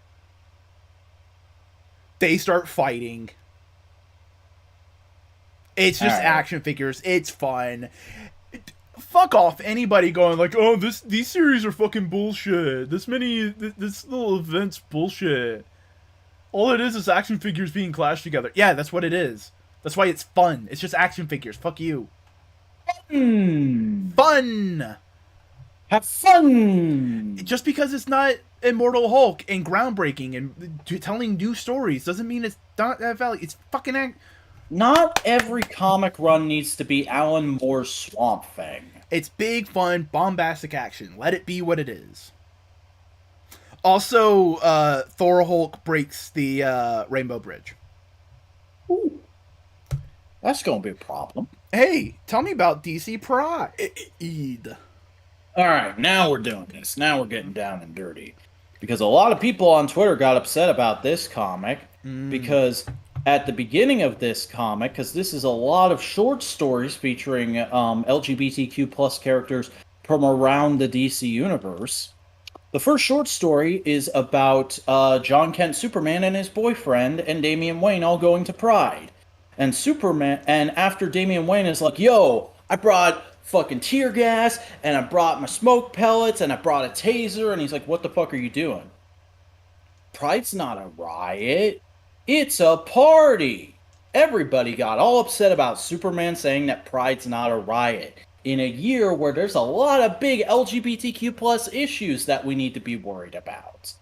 And like, I understand feeling that way, but this is the fucking DC universe, and it's Metropolis, which I feel like might be the most progressive city in the DC universe. Maybe Pride is actually a party there. But Maybe this it's is also fucking fiction. we can admit that it is bad messaging. It's just bad timing. Yeah. And also, to ignore it's Damian and John's first Pride. They might not have all the details yet. Yeah. Just say it. As like, long as we remember, the first Pride was started by a thrown brick. Yeah. It's valid to be concerned, but also I think this is a valid interpretation of Pride within the DC universe. As a straight ally who doesn't have all the details. Nuance. So the next short story is Nubia and her wife are just having a nice dinner together, and she's like, "Oh hey," and Nubia's wife is like, "Oh hey, you never told me about how this thing happened. Why don't you tell me about that?" And so we get a flashback story of Nubia and Big Barda competing in a charity professional wrestling event with Giganta. That's adorable. Yeah, that's great. Then we get a short story about Connor Hawke trying to write a letter about coming out as I believe he's asexual, it says in this. He's trying to figure out how to come out as asexual to his mom, and they say like he's written this letter like 5 times before. And who's Connor Hawke? Oliver Queen's son. Okay. And he's always just not had the heart to actually send it.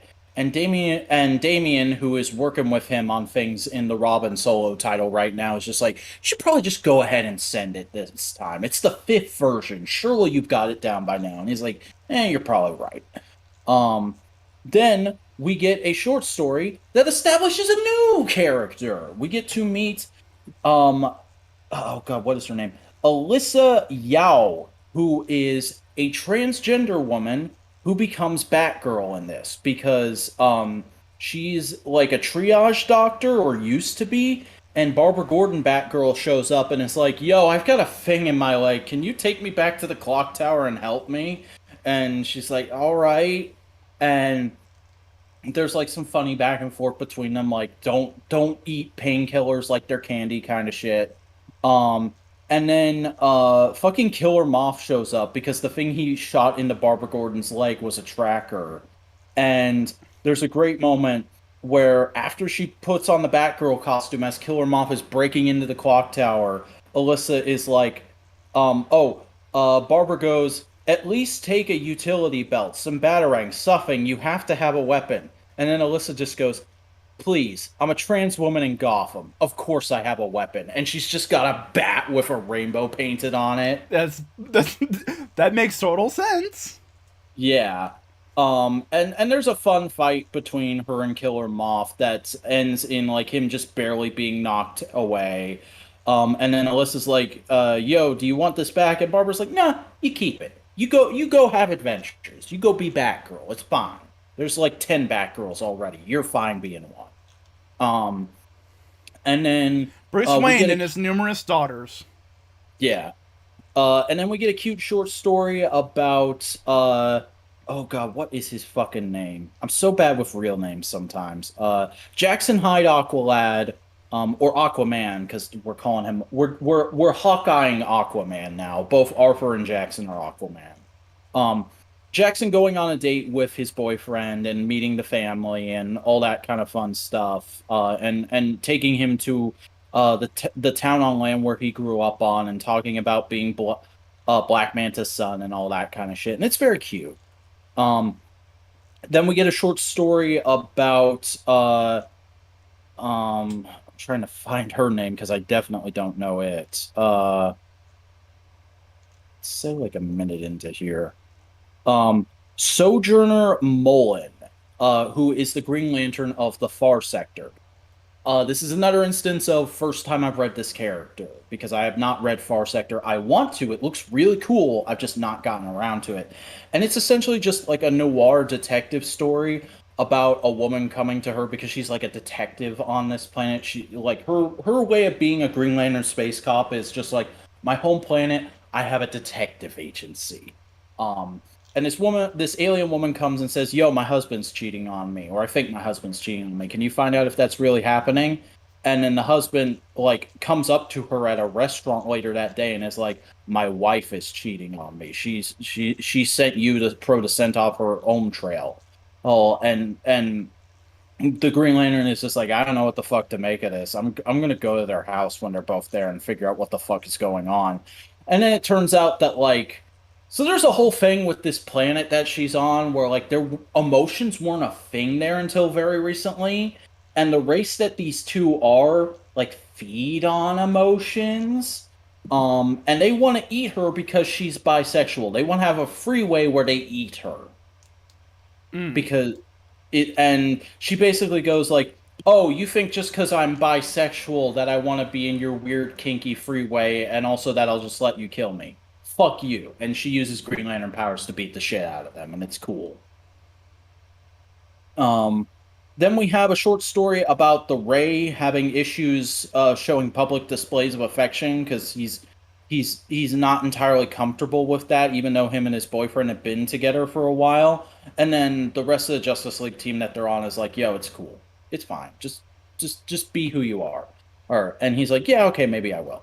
Um, then we get a story that's about Batwoman, but is from her dad's perspective. That is about being a supportive parent of an LGBTQ person, which is very sweet and it's very good, but it's nothing you don't already know about Bat. Yeah. Um, then Is she still dating the Question?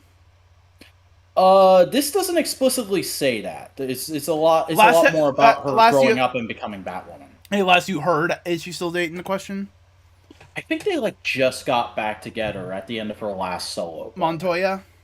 Yeah, and that was in God, that was like 2018, I think. So I don't know if that's changed since then. Okay. Um, but then we get a short story about Tim Drake Robin trying to go have a date with his boyfriend and then getting stopped by some villains and like they're a present he made getting all fucked up, but it turning out to be okay anyway. Um, then we get a short story about Harley Quinn and Poison Ivy on a date and seeing their like weird fucked up version of a date because they're crazy villain ladies. It's fine. Um, then we get a short story that's set in one of the multiversity alternate Earths, Earth 11, which is where every superhero is an allegory for being gay. Like their version of Pride is this is a celebration of the day the first superhero came out.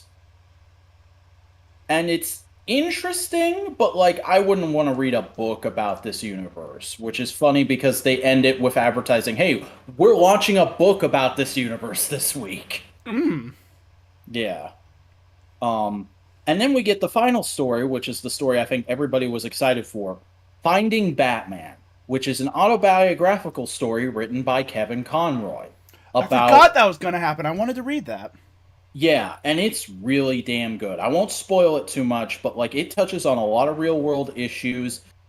It deals with some stuff that like I've struggled with from the perspective of a straight person, but it's from the perspective of a gay person, and it's like, hey, here's how we feel about this shit, and it's like, oh yeah, okay, yeah, yeah. I might have been an asshole at some points in my life. I'm sorry and sad about that. But there's also just like a really great moment where he's like where he at the end of it, he gets presented with the idea of Batman and he's like, "Oh, man with tragedy in his past has a dual identity. Yeah, I think I can do that." And it's like, yeah, yeah, you definitely can do that. But no, I really dug it. It's definitely worth the price of admission alone.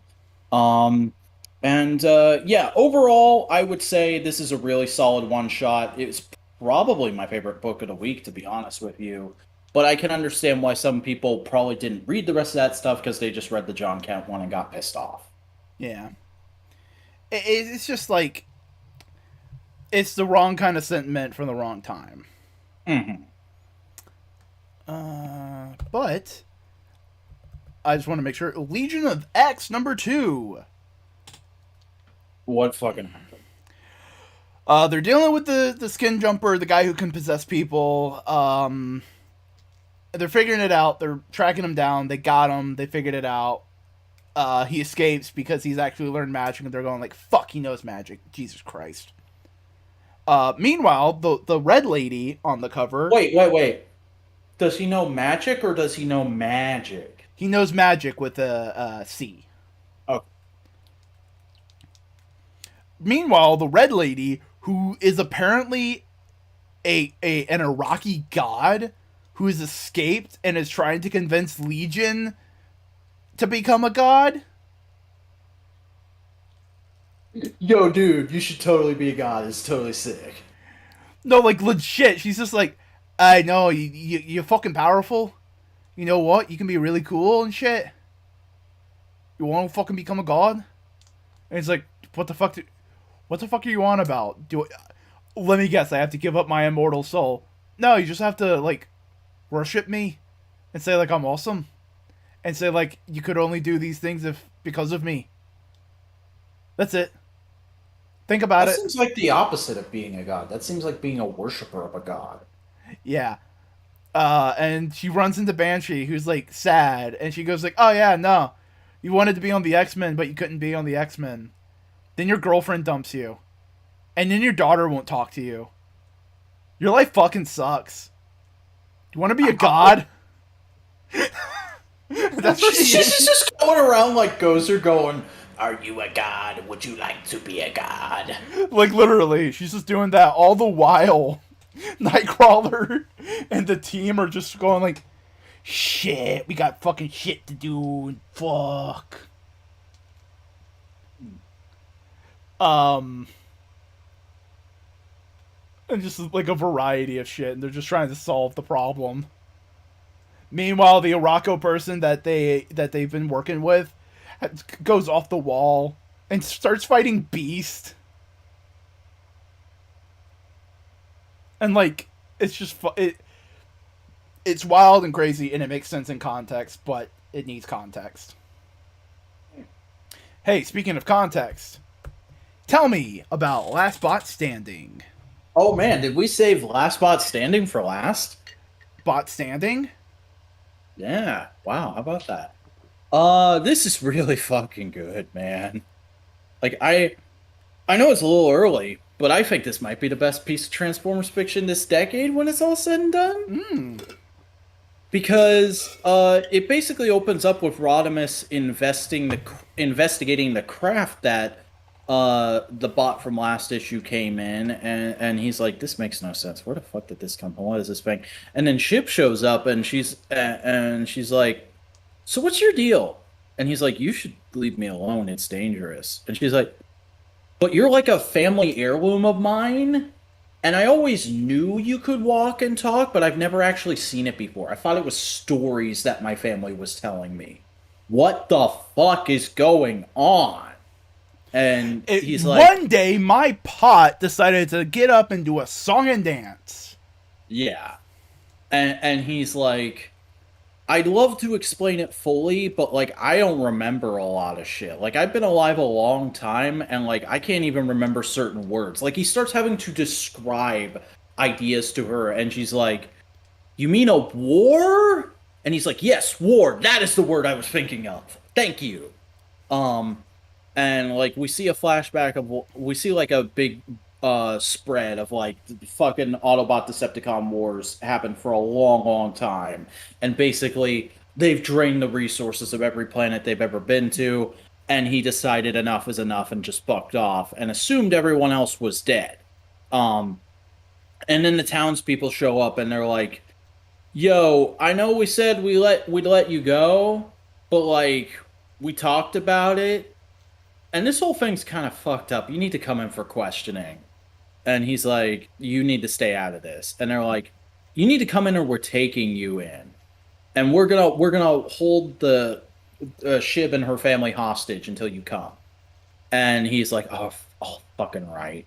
But I'm not transforming again, even though it will make you more comfortable because that'll take too much energy. Like I'm old and I don't have a lot of power left.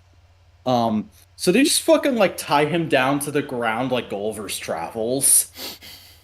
Yeah. And then we cut over to the main craft of this invasion force of robots that's coming, and we see Moon, and this version of Moon is insane.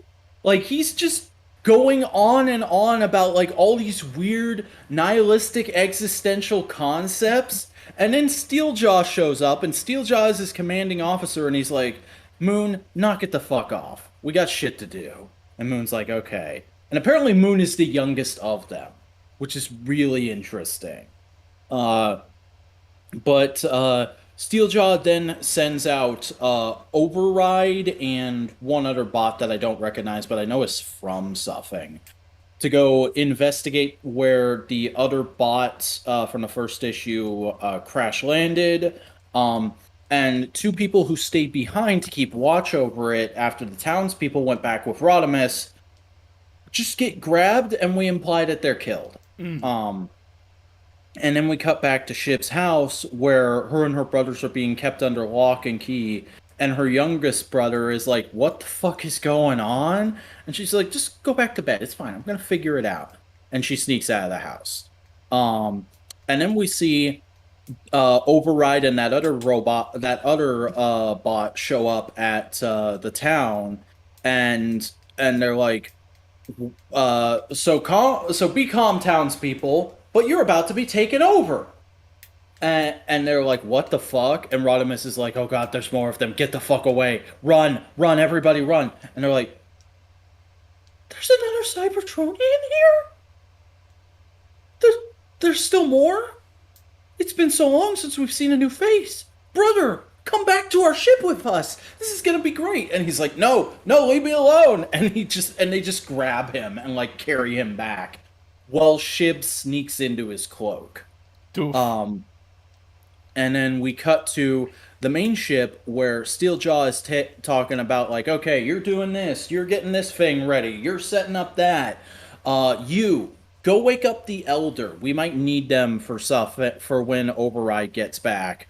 And then Override gets back, and he's like, "This is not who I sent you to get. Who the fuck is this?" And they're like, "We found this guy. It's a new guy. Isn't that great?" And he's like, "Yeah, that is great. Brother, it's so wonderful to meet you at last. What is your name?" Like they're all acting like a cult. It's super weird. And he just goes, I'm Rodimus." And they're like, "Who?" He's like, "Rodimus Prime. We don't know who that is." "Hot Rod?" "Brother, it doesn't matter who you were before this." And he's like, "Wait, you don't know who anybody is?" "Optimus Prime, do you know that name?" "Nope, doesn't ring a bell." "Ultra Magnus?" "No." "Thunder Clash?" And they're like, "I think I heard of that guy once." Sorry, we've had to override our memories like a bunch of times. We've all been alive super long except for Moon. And he's like, "God damn it." And then he passes out because he's low on energon. And we flash back to when he first came to this planet with Strong Arm and Gripper. Fucking Gripper from the Motivators is in this book. Is Theo just writing this? Is Theo writing this? No, but it's another guy who grew up during that era of G1. Like, James Roberts is infamous for Euro G1 references. Like, he's the guy who made frickin' Overlord a big deal. But in this conversation, Rodimus is basically saying, like, we should just stay here and chill out. This is a good place to live out the rest of our days. And Strong Arm's like, "No, I want to go look. I want to see if there's more people out there." And he's like, "You shouldn't go. It's gonna be dangerous." And Gripper's like, "I'm gonna go check this place out some more. Y'all work this out." And that's all we see. But then we cut back, and he wakes up, and they're like, "Oh, brother, you're it's so good that you've woken up. This is wonderful. Listen, I know it's a little difficult to understand. Like you're clearly operating on an old energon-based sustenance system, but we're gonna convert you, okay? Because we figured out a new way to run off of biofuel. That's how we've stayed alive so long, Oh and we're gonna convert you no. for that so that you can do it, and it's gonna be great. Look, we even found a snack in your clothes, Oh and that's the end of no. the issue. Oh. Yeah.